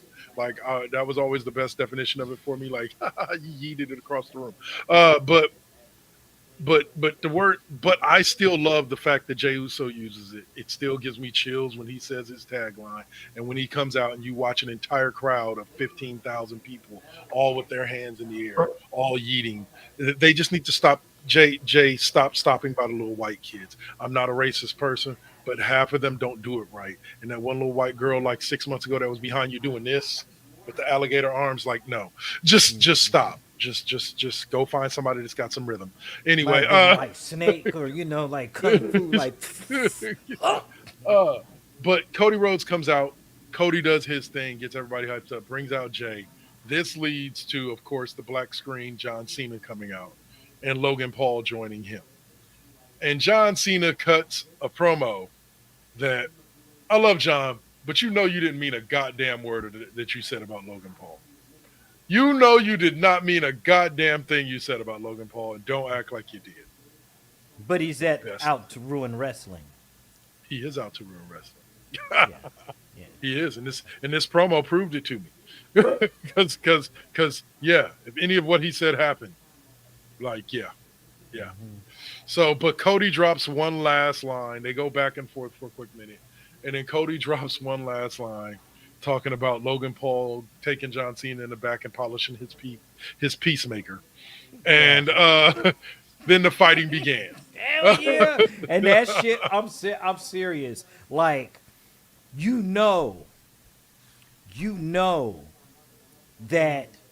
that was right automatically. That was fighting words. Go polish your peacemaker, like, bitch. Like, wait a minute, hold on. Did he just say that? Man, I'm coming to kick your ass. And then Jey Uso tried to kick Logan Paul's like face off his head. Like, y'all may ask, why do you say it like that? Just say he tried to kick his head off his body. No, because he didn't. He tried to kick his face off his head. He kicked him so hard in the face that he tried to push his face up off of his skull. and so, like, yeah. Like, a lot of people were talking about, see, this is why Jey Uso shouldn't be in the ring. He's trying to hurt people. Nah, it was just a mistimed kick. Logan was kind of a little bit too close. And Jey Uso wasn't far enough back. And it just resulted in that. That happens in a wrestling ring from time to time. We were just lucky enough that it happened to Logan Paul. Anyway, and we got to watch it. So that will lead us directly into a quick review of next week's Money in the Bank. We've got the women's matchups almost set. Like I said, I think we have 2 more qualifying matches this week on Raw and Smackdown. And so far, you've got the men's Money in the Bank with Solo, LA Knight, Penta, and Seth Rollins and Andrade. One to be determined this week. The women's matchup with Lexi, the only woman I love more than Valkyria. Lexi Bliss. Anyway, Roxanne Perez, Rhea Ripley, Julia, Naomi, and one more to be determined this week. Then you have the tag team match between Cody Rhodes and Jey Uso taking on John Cena and Logan Paul. And then you have Lyra Valkyria versus Becky Lynch in a last chance Women's Intercontinental Championship match. If Becky Lynch loses, she can no longer challenge for the title as long as Valkyria is champion. If Valkyria loses, she is forced to raise Lynch's hand and acknowledge Lynch as the better woman. Those are the matches that we have, gentlemen. What do you think of the card so far? I think we'll have a couple of other matches added in. We'll probably see either a World Heavyweight Championship match. Like Jey Uso will face somebody this weekend, or maybe not. Maybe we'll see an IC title match or a US title match. Well, because because he's in the whatchamacallit. So so tag then team match. What solo belt is? It can't be the only solo belt. Can't be the women's Intercontinental belt. Like, maybe. You got the men's Intercontinental belt. Who's the men's Intercontinental champion right now? Dominic Mysterio. Yep. Okay, so Dom's not in any of these matches, so we can see Dom end up with a match. Jacob Fatu's not in the match. Maybe you're right, Kari. Maybe we get Fatu and Damian Priest at Money in the Bank. I mean, and then we possibility. But I don't know. I think that's going to be a build up to SummerSlam. Well, I do because too. that's a match. I mean, that's a match that that's even Hell in a Cell worthy Yeah, with them two 100%. motherfuckers. So, and we would also have the potential of having Zelina Vega come in because they're going to add at least one more match. I'm pretty sure because he's been keeping the pay per views to 5 matches. He's only got 4 so far. I'm pretty sure we're probably going to get one more match. Okay, I'll take a So, quick look and see if what we do have. Well, go ahead. I'm yeah, right yeah, no, there. but that's what we have. We have the 2 Money in the Bank ladder matches, the tag team match, and then the Lyra Valkyria Becky Lynch match. Dave, any thoughts on that card so far? So far, I'm all good with all of it. Do we have any bleed over with Worlds Collide earlier in the day? Not really. Most of the people that are competing in Worlds Collide are NXT. They're Okay. not main roster. So there's well, yeah, because Legado Fantasma is wrestling that day at Worlds Collide, but I think they're one of only a few. Of course, probably I believe Ray Phoenix and Penta will probably, or not Penta, I believe Ray Phoenix will have a match at Worlds Collide. Let's check the card for Worlds Collide and see what we have.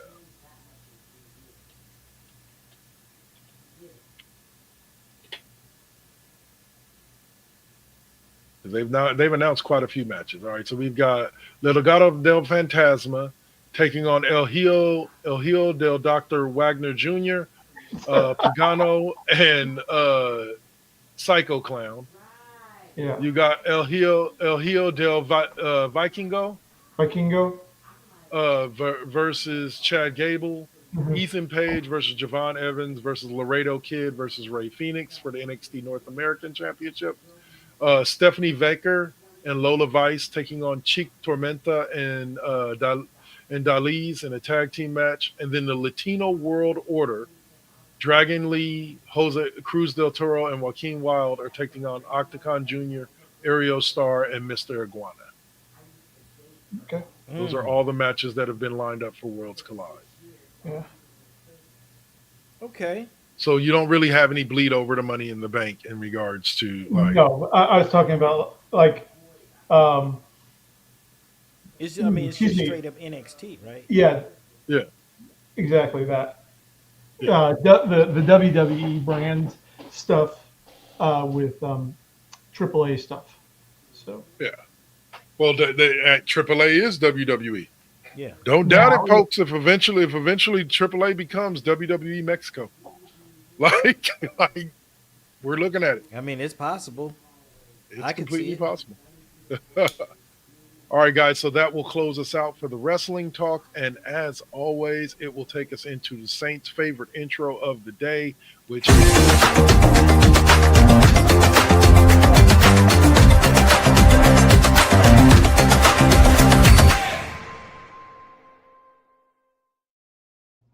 All right, the Cheap Pop game review intro. Oh man. All right, so here we are. We're going to open up with a story that a lot of you may not know, but I guess Microsoft, and that's why I say a lot of you because I didn't know until I read the article yeah, that same here. Xbox was planning on putting out a handheld console For Xbox, yeah. that was going to cost $13,794 for the original version, or for the low level version, and over $17,000 for the high end version. No, I'm messing with you. I'm just saying that's where we're at. We're paying for these things. But yes, so evidently it's been planned. Was reportedly planned to be released in 2027. But I guess it's going to be pushed back now. Yeah, Or it's been shelved completely now. It's been shelved at this point. Yeah. Like, I think that sucks Yep. because here's the deal. Here's what I think is next gen. Every major gaming system has their own handheld version that allows you to take your console on the go and play your console on the go. Yep. You know what I'm saying? Yeah, Like, so- I think that would be pretty awesome. Like, I think if Xbox had a handheld that would allow you to play your Xbox Series S games on the Mhm. go, I'm here for it. Yep. And I mean, Is there a new version of the PSP currently? I don't think so. I think they stopped after the Vita Yeah. and stopped making handhelds. I don't think there's Yeah. a much more. I think the PSP. I think it still functions. I think they may still even offer support for it, but I don't believe that they made it. No, they have what's called the PSP Go.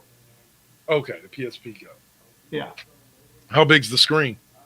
Kind of small. It's about like hand size, like this. So it's basically like, remember the early 2000s with the slide screens, cell phones. Yeah. So it's basically a screen like that. Oh, okay. So here's a chap in by Tech Tinkers. It says it's a concept small. like the Halo lens, because technology isn't there, and Microsoft is spending too much money on building their own data centers with nuclear power plants to power Copilot.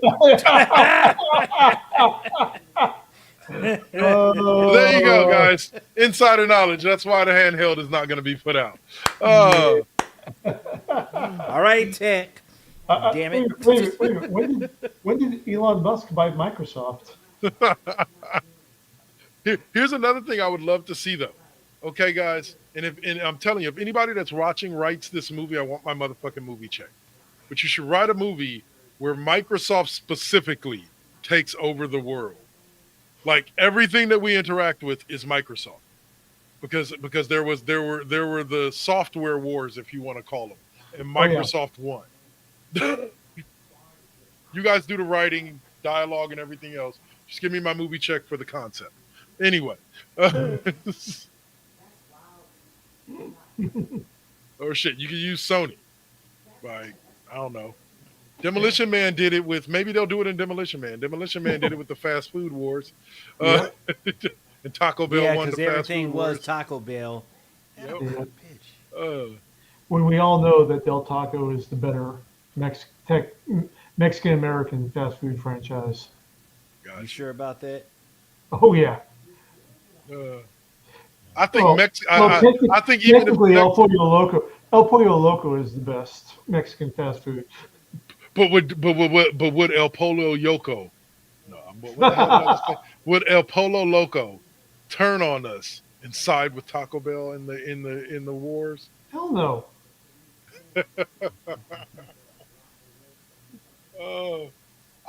That movie was so great for all the ties in that it had. Anyway, back to Xbox. So yeah, so they're putting it on hold. So Microsoft as Taco Bell, baby. Yeah. Yakko smell, toxic hell, whatever you want to call it. Taco Bell sucks. I'm sorry. It does. Yeah. I can't say that. I just ate it 2 days ago go with my into a daughter, but place. she paid. What's up? It said Microsoft take over the world. That's why they put 10 is Linux to take that market. I don't know. That's about as bad as Subway offering nachos and cheese. Like, get the fuck out of here, bro. Oh, you mean you talking about Taco Bell offering chicken nuggets? No. Oh, Jesus Christ. That would be.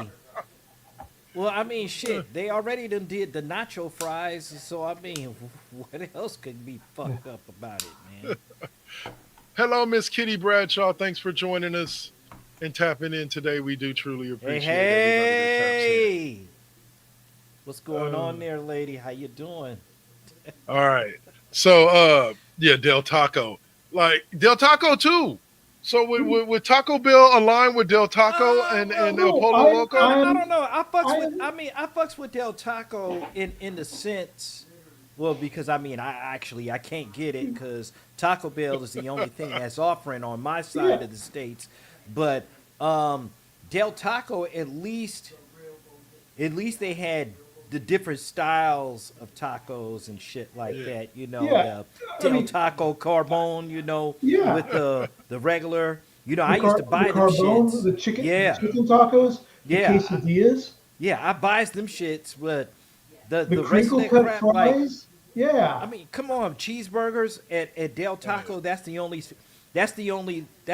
loss I'll take on that. It's okay. Cheeseburgers, come on, man.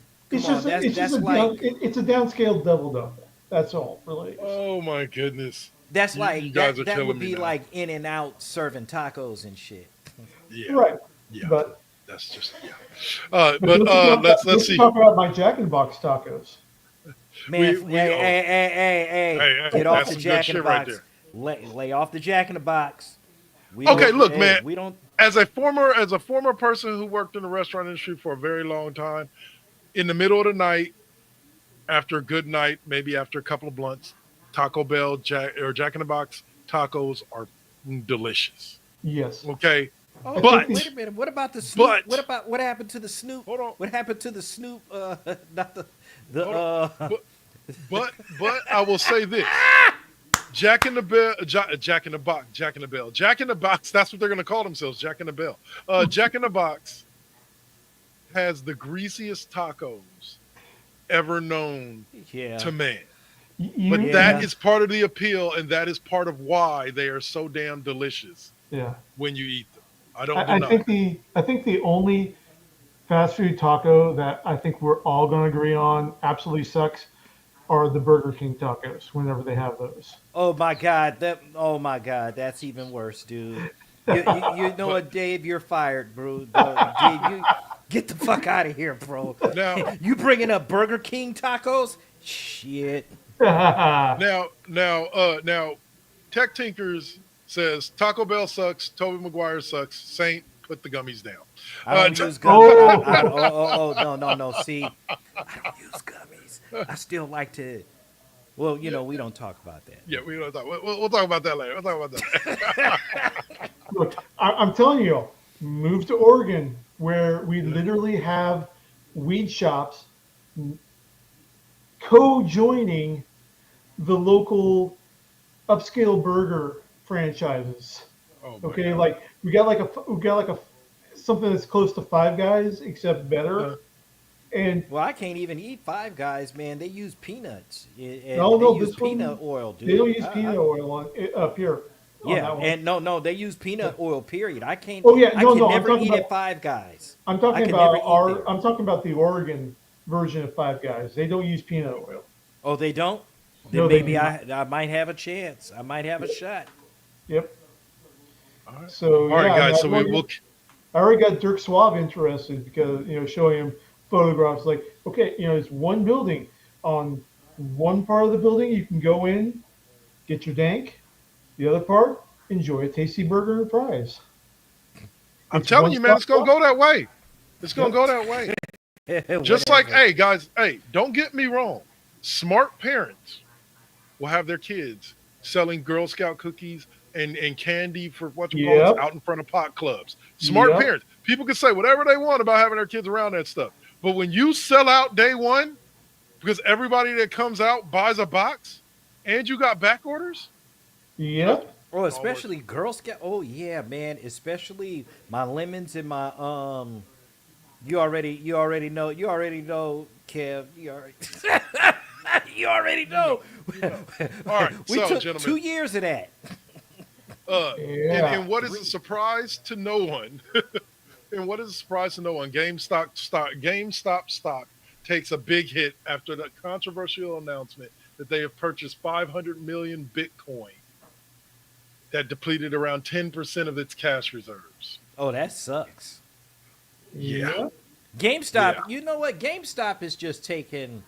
They're taking a lot of losses, and especially now that they've been getting back into the retro games, like you sell them for pennies on the dollar, and then all of a sudden you want to go ahead and drop like $26 on a PS3 game that nobody really wouldn't be able to afford to get. But they done got back into the retro game and like, dude, you guys too late. First of all, go all online with your shit. Just mail shit to everybody's house. Just shut down the brick and mortars. Yep. That's how you're going to save GameStop. Make it a completely digital company. It's the only way. Like, I'm not saying that GameStop, don't do any more of the take backs and stuff like that, like where you buy games back and all that. But just in general, go to a fully digital model. If people want hard copies, just mail them to their houses from your warehouse. Mhm. Get rid of all the brick and mortars. Now all you're paying for is your warehouses, and then you have to add a shipping department. Bam, I don't know, saves but GameStop. I still like physical media though. Yeah, no, I I'm not do. saying you don't sell physical media. You still No, no, sell no. digital. It's just you're just a website as opposed to a brick and mortar store. Do you see what I'm saying? Like it Yeah, sucks for the employees of GameStop. Like every employee of GameStop right now who would watch this would probably be like, "You, dude," like you. But I'm like, in all honesty, to save the company, it would be the best way to go Okay, that's a given. because the That's brick a and given. mortars are what's drawing because they're not making as much money on the brick and mortars. People buying games at the brick and mortars as they would. They're probably not even making as much on their brick and mortar as what they're making on their website of people buying shit. So just get rid of the brick and mortar. So, all right. So the That's next a plan. subject that I have for you guys. Oh wait, hold on. Somebody asked, do they care after dominating crypto? I don't know. Who knows? I didn't work in marketing or operations, not for GameStop, not for any other company, but I do have a bachelor's degree in business administration. Right. So that's where my ideal about shutting down the brick and mortars comes from, because I just think that if you probably go look, they're a publicly traded company, so you can probably go see their finance sheet. If you look at their finance sheet, probably one of the biggest areas where they're losing money is on the brick and mortars. Physical media is tech Tinker says physical media is a red flag of being a boomer. Yeah, but you see, physical media surviving into the 24th century of Star Trek is what allows us to have in Captain Picard's ready room the open book that he has in the display case is actually an illustrated guide to Shakespeare, and Nice. in several of the episodes, one of the pages is turned to a specific production of, I think it's Twelfth Night, with a specific Shakespearean actor. Gotcha. Nice. Yes. Okay. So Patrick Stewart With self-referenced himself in Next Generation officially. nice. All right. So Yep. uh And we'll move forward. a guy with even less life than we three have, literally magnified screenshots to find out exactly what the book was and what pages it was It open was to. on. Wow. All right. So we'll jump to the last bannered subject for this subject, and that is there's a retailer in the UK that, due to such high demand, has had to cancel Switch 2 pre-orders a week before the release of the system. Yeah, I've been hearing a lot about that. Yeah, I mean, it does make a nice change of pace for Switch 2 pre-orders being canceled because American retailers don't know what the tariffs are going to be Yeah, leading into it. yeah. It's. I tell you this. It's not even like I don't even like the tariff part of it isn't the part that gets me. It's just, why are we charging so much for these systems? Like, don't get me wrong, I get it. We're using better technology, but you're mass producing this product, which means you're not paying as much as the average person would to buy this product. So why are you charging us so much more? But You know what? I think it's eventually going to become like how cell phones are, where yeah, you go into the store, you're going to order, um, you're going to basically get the device on a plan mm. that you're going to be paying on a monthly fee to pay it off rather than paying Oh everything my all up. goodness, I will stay retro as before I do something like that. I'm good. I'm good. Like, no, you're not going to lock down my device where all of a sudden I can't pay 1 month and now all of a sudden my whole system is a brick. Hell no. Yeah. No. I ran into that problem with a tablet once that I got from T-Mobile with the plan, and just the T-Mobile was so ingrained into the tablet that once I stopped paying T-Mobile for the service, the tablet basically became a brick for me. I couldn't really use it for much else. So, like, yeah. That's grade A fuckery. That is grade A fuckery at its highest level. Another tap in by Tech Tinkers is, he says the lack of physical media has put his dog into a depression as he has nothing to randomly chew on anymore. All right, always Jack. with the one-liners. Always with the one-liners, huh? All right, so last but not least in the video game talk, we have bad news for those who are expecting a Black Panther game from EA, as they have killed the game and the developer Cliffhanger Games. Yeah. EA did what EA does, and they killed the studio they acquired, Cliffhanger Games. And part of the casualty is that the solo Black Panther game that Cliffhanger was working on is gone. Yeah. Well, That's insane. I will say this. I'm, like, we already know EA does what EA does. Right. And I mean, I can't knock them because I play a lot of games by EA, especially Yeah. in the sports department.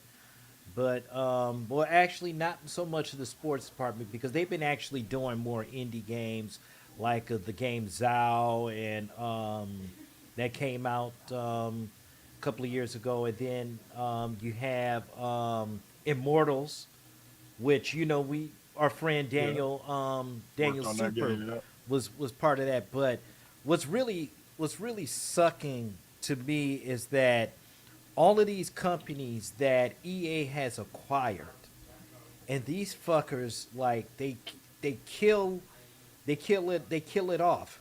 Perfect example was BioWare. Yes. Like, fuck them. BioWare was probably one of the best developers.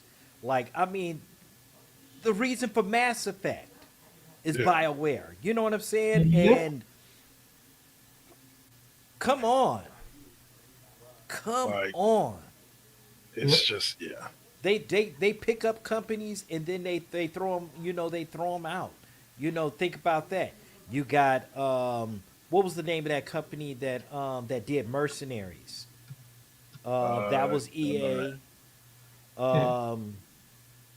Mirror's Edge, Yeah. one of those companies. And then I mean, it's like they dumped out on some good IPs, and it's just a mystery. It's a real serious mystery to me on how EA does stuff dirty. Yep, they do. And I am old enough to, I remember before, back when we were playing Madden on the computer, and even before then, Oh, when gosh. the EA logo was a mark of quality. Yeah. Bard's Tale. I mean, come on. Good game. So many classic, original Generation 1 computer games were created by EA. Yeah. And they've just shat that reputation away completely. Yeah, they Trying to just- they invest just- too much in like, he said, oh no, EA. They just shit He on. said, oh no, oh my God, EA dropped the ball again. No. I mean, they The pretty saddest thing much about have it is- shit on. They pretty much have shit on.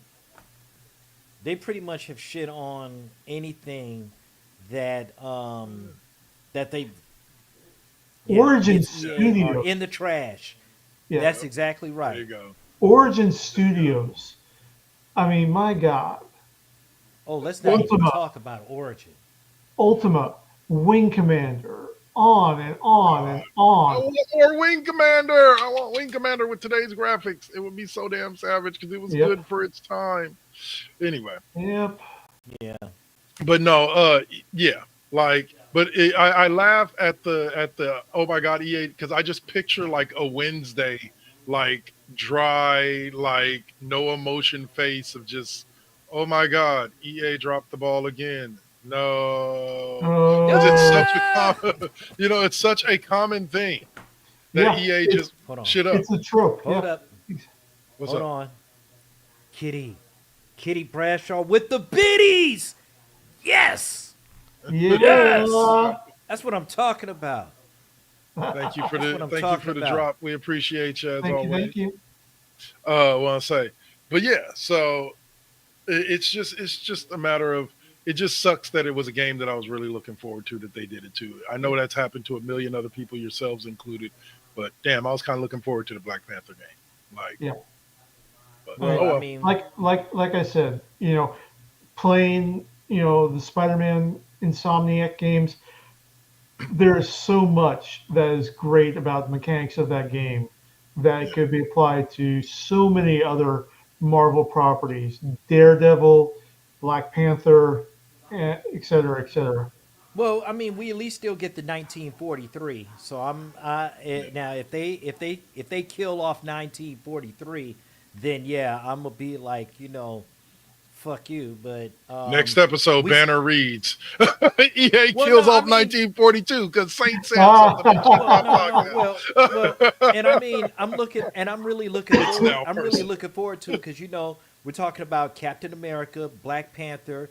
You have a GI soldier, and then you have one of the Dora Milajes. So it's like, yeah, There's a lot of stuff you can do there. yeah. All right. So that will close out our video game talk. Um, Real What's up? quick, just want to announce a upcoming video game project that I recently learned about. And since we're kind of in a retro gaming mood, talking about, who remembers the N Gauge from Nokia? What? Vaguely, I remember the name. Yeah.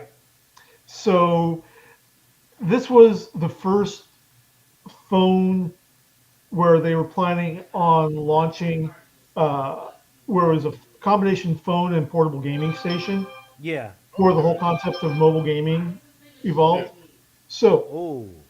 one of the great lost games of the Nokia N-Gage and its total collapse was based on the tabletop role-playing game Rifts. Right. It's one of my favorites. Rift's Promise of Power. So Palladium Books has partnered with a new development studio, which is going to be doing a Promise of Power Reforged, and that Kickstarter is starting in 15 days. Right.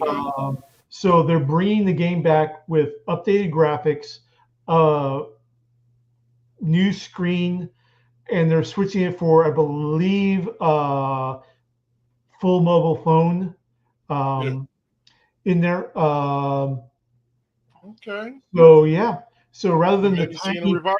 screen back then, back in the start of the 2000s for mobile phones, it's going to be like your phablet, your phone tablet Right. screen. So yeah, so that's coming. With a lot of what these phones can do, and the things like the backbone, it's turning your phone itself into a little gaming system. Exactly. Yeah. So, but all right, guys, that will close us out. Thank you, Dave, for that last contribution. For video game talk, next up will be the last segment of the show, which is where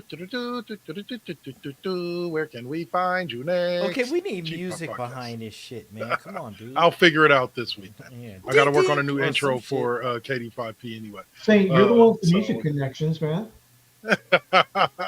Make it happen, Captain. No. Why are you expecting Saint to, or why are you expecting Dark Lord 100 to do all the production work, man? Well, I mean, wait a minute. Hold on now. That's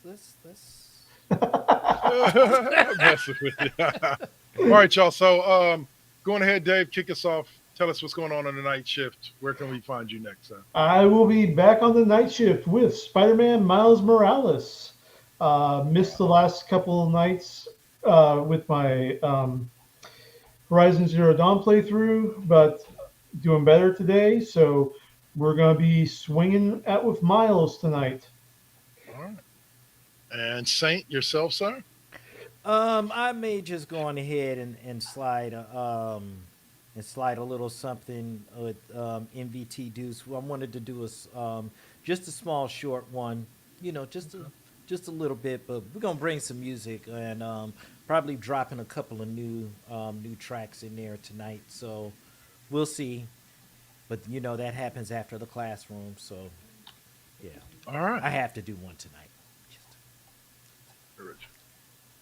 Yes, this is on. We're on what Saint was talking about and Runsecryer. We're both they're talking about on Twitch here. Yep. So you can find us right here, just like in as far as me, where you can find me next in an hour and a half. I'll be back on with the classroom. This channel. Yes, this channel, hopefully featuring O'Malley, the one and only O'Malley. She wasn't able to make it last week, but she said she may be able to make it this week. So hopefully she will.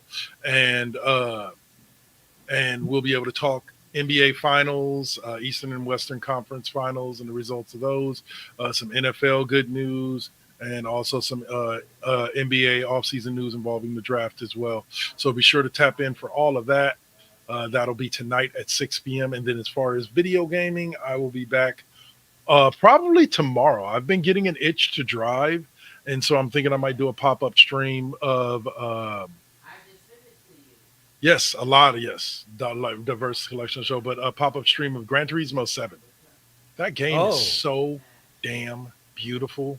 Like, I just want the world to see it if you haven't seen it yet. So join me here tomorrow, probably around noon or so, noon, 1 o'clock, and I'm going to bring you a couple hours of some good racing with GT7 and my overpowered cars, because I always make sure that all my cars are completely overpowered. I'm here to start. I'm here to start getting in. You know what? I might have to get into Gran Turismo just so I could just start taking some of your cars, man. Pink slips, shit like that. I'm just fucking you couldn't with you, keep bro. your own CD, but you think you could take a car from me. Anyway. Okay. We on that fuck shit. All right. Bring it on, sir. Bring it on. All right, y'all. So that's going to do shit. it for us this week. There was one other thing, too, though. There What's was up, one Sam? other thing. So, ladies and gentlemen, we will be dropping this week. There are going to be not Twitch tournaments, but there's going to be some Uno tournaments. And I'm going to be trying to do some stuff with some Uno games this week. And definitely that may be dropping tomorrow. So Monday may be coming back to haunt us. But, we're trying to get content out every day. And, we're just trying to keep it entertained. And it's just Generation X. This is who we are. This is what we do. And this is how we think. But different types of production, different types of all kinds of stuff. This show right here for the Cheap Pop Podcast, like grown ass men that talk about shit that may not be or will be important, but from a Gen X point of view. That's the way we do most of our shit. So come to this show, come to this podcast, come to this channel, follow us. You feel me? Yep, follow us. Now versus then, NVT Deuce, the Night Shift, the Cheap Pop Podcast, and of course, the Classroom. Yep. And if you ever on an audio tip and you just want to listen in, check us out over at the First GenXers Radio Network over on Live 365 is the platform, live365.com. Look for the First GenXers Radio Network spelled with the number 1. And it's all classic episodes as well as replays of these episodes from Twitch and my live show, music show on Saturday nights, KD5P, KW's Fifth Period Music Class. So that's another place where you can catch us. First GenXers Broadcast Network, we're all over the place. Double KK Double Network, 4 Aces Presents, First GenXers Radio Networks. Be sure to catch us. Until then, y'all, peace. All right, we're gonna raid somebody. We're gonna raid somebody. We all right, know go who, for it, but Zane. we're gonna do it. Let me know when it's good. Wow, You got about 20 y'all. seconds.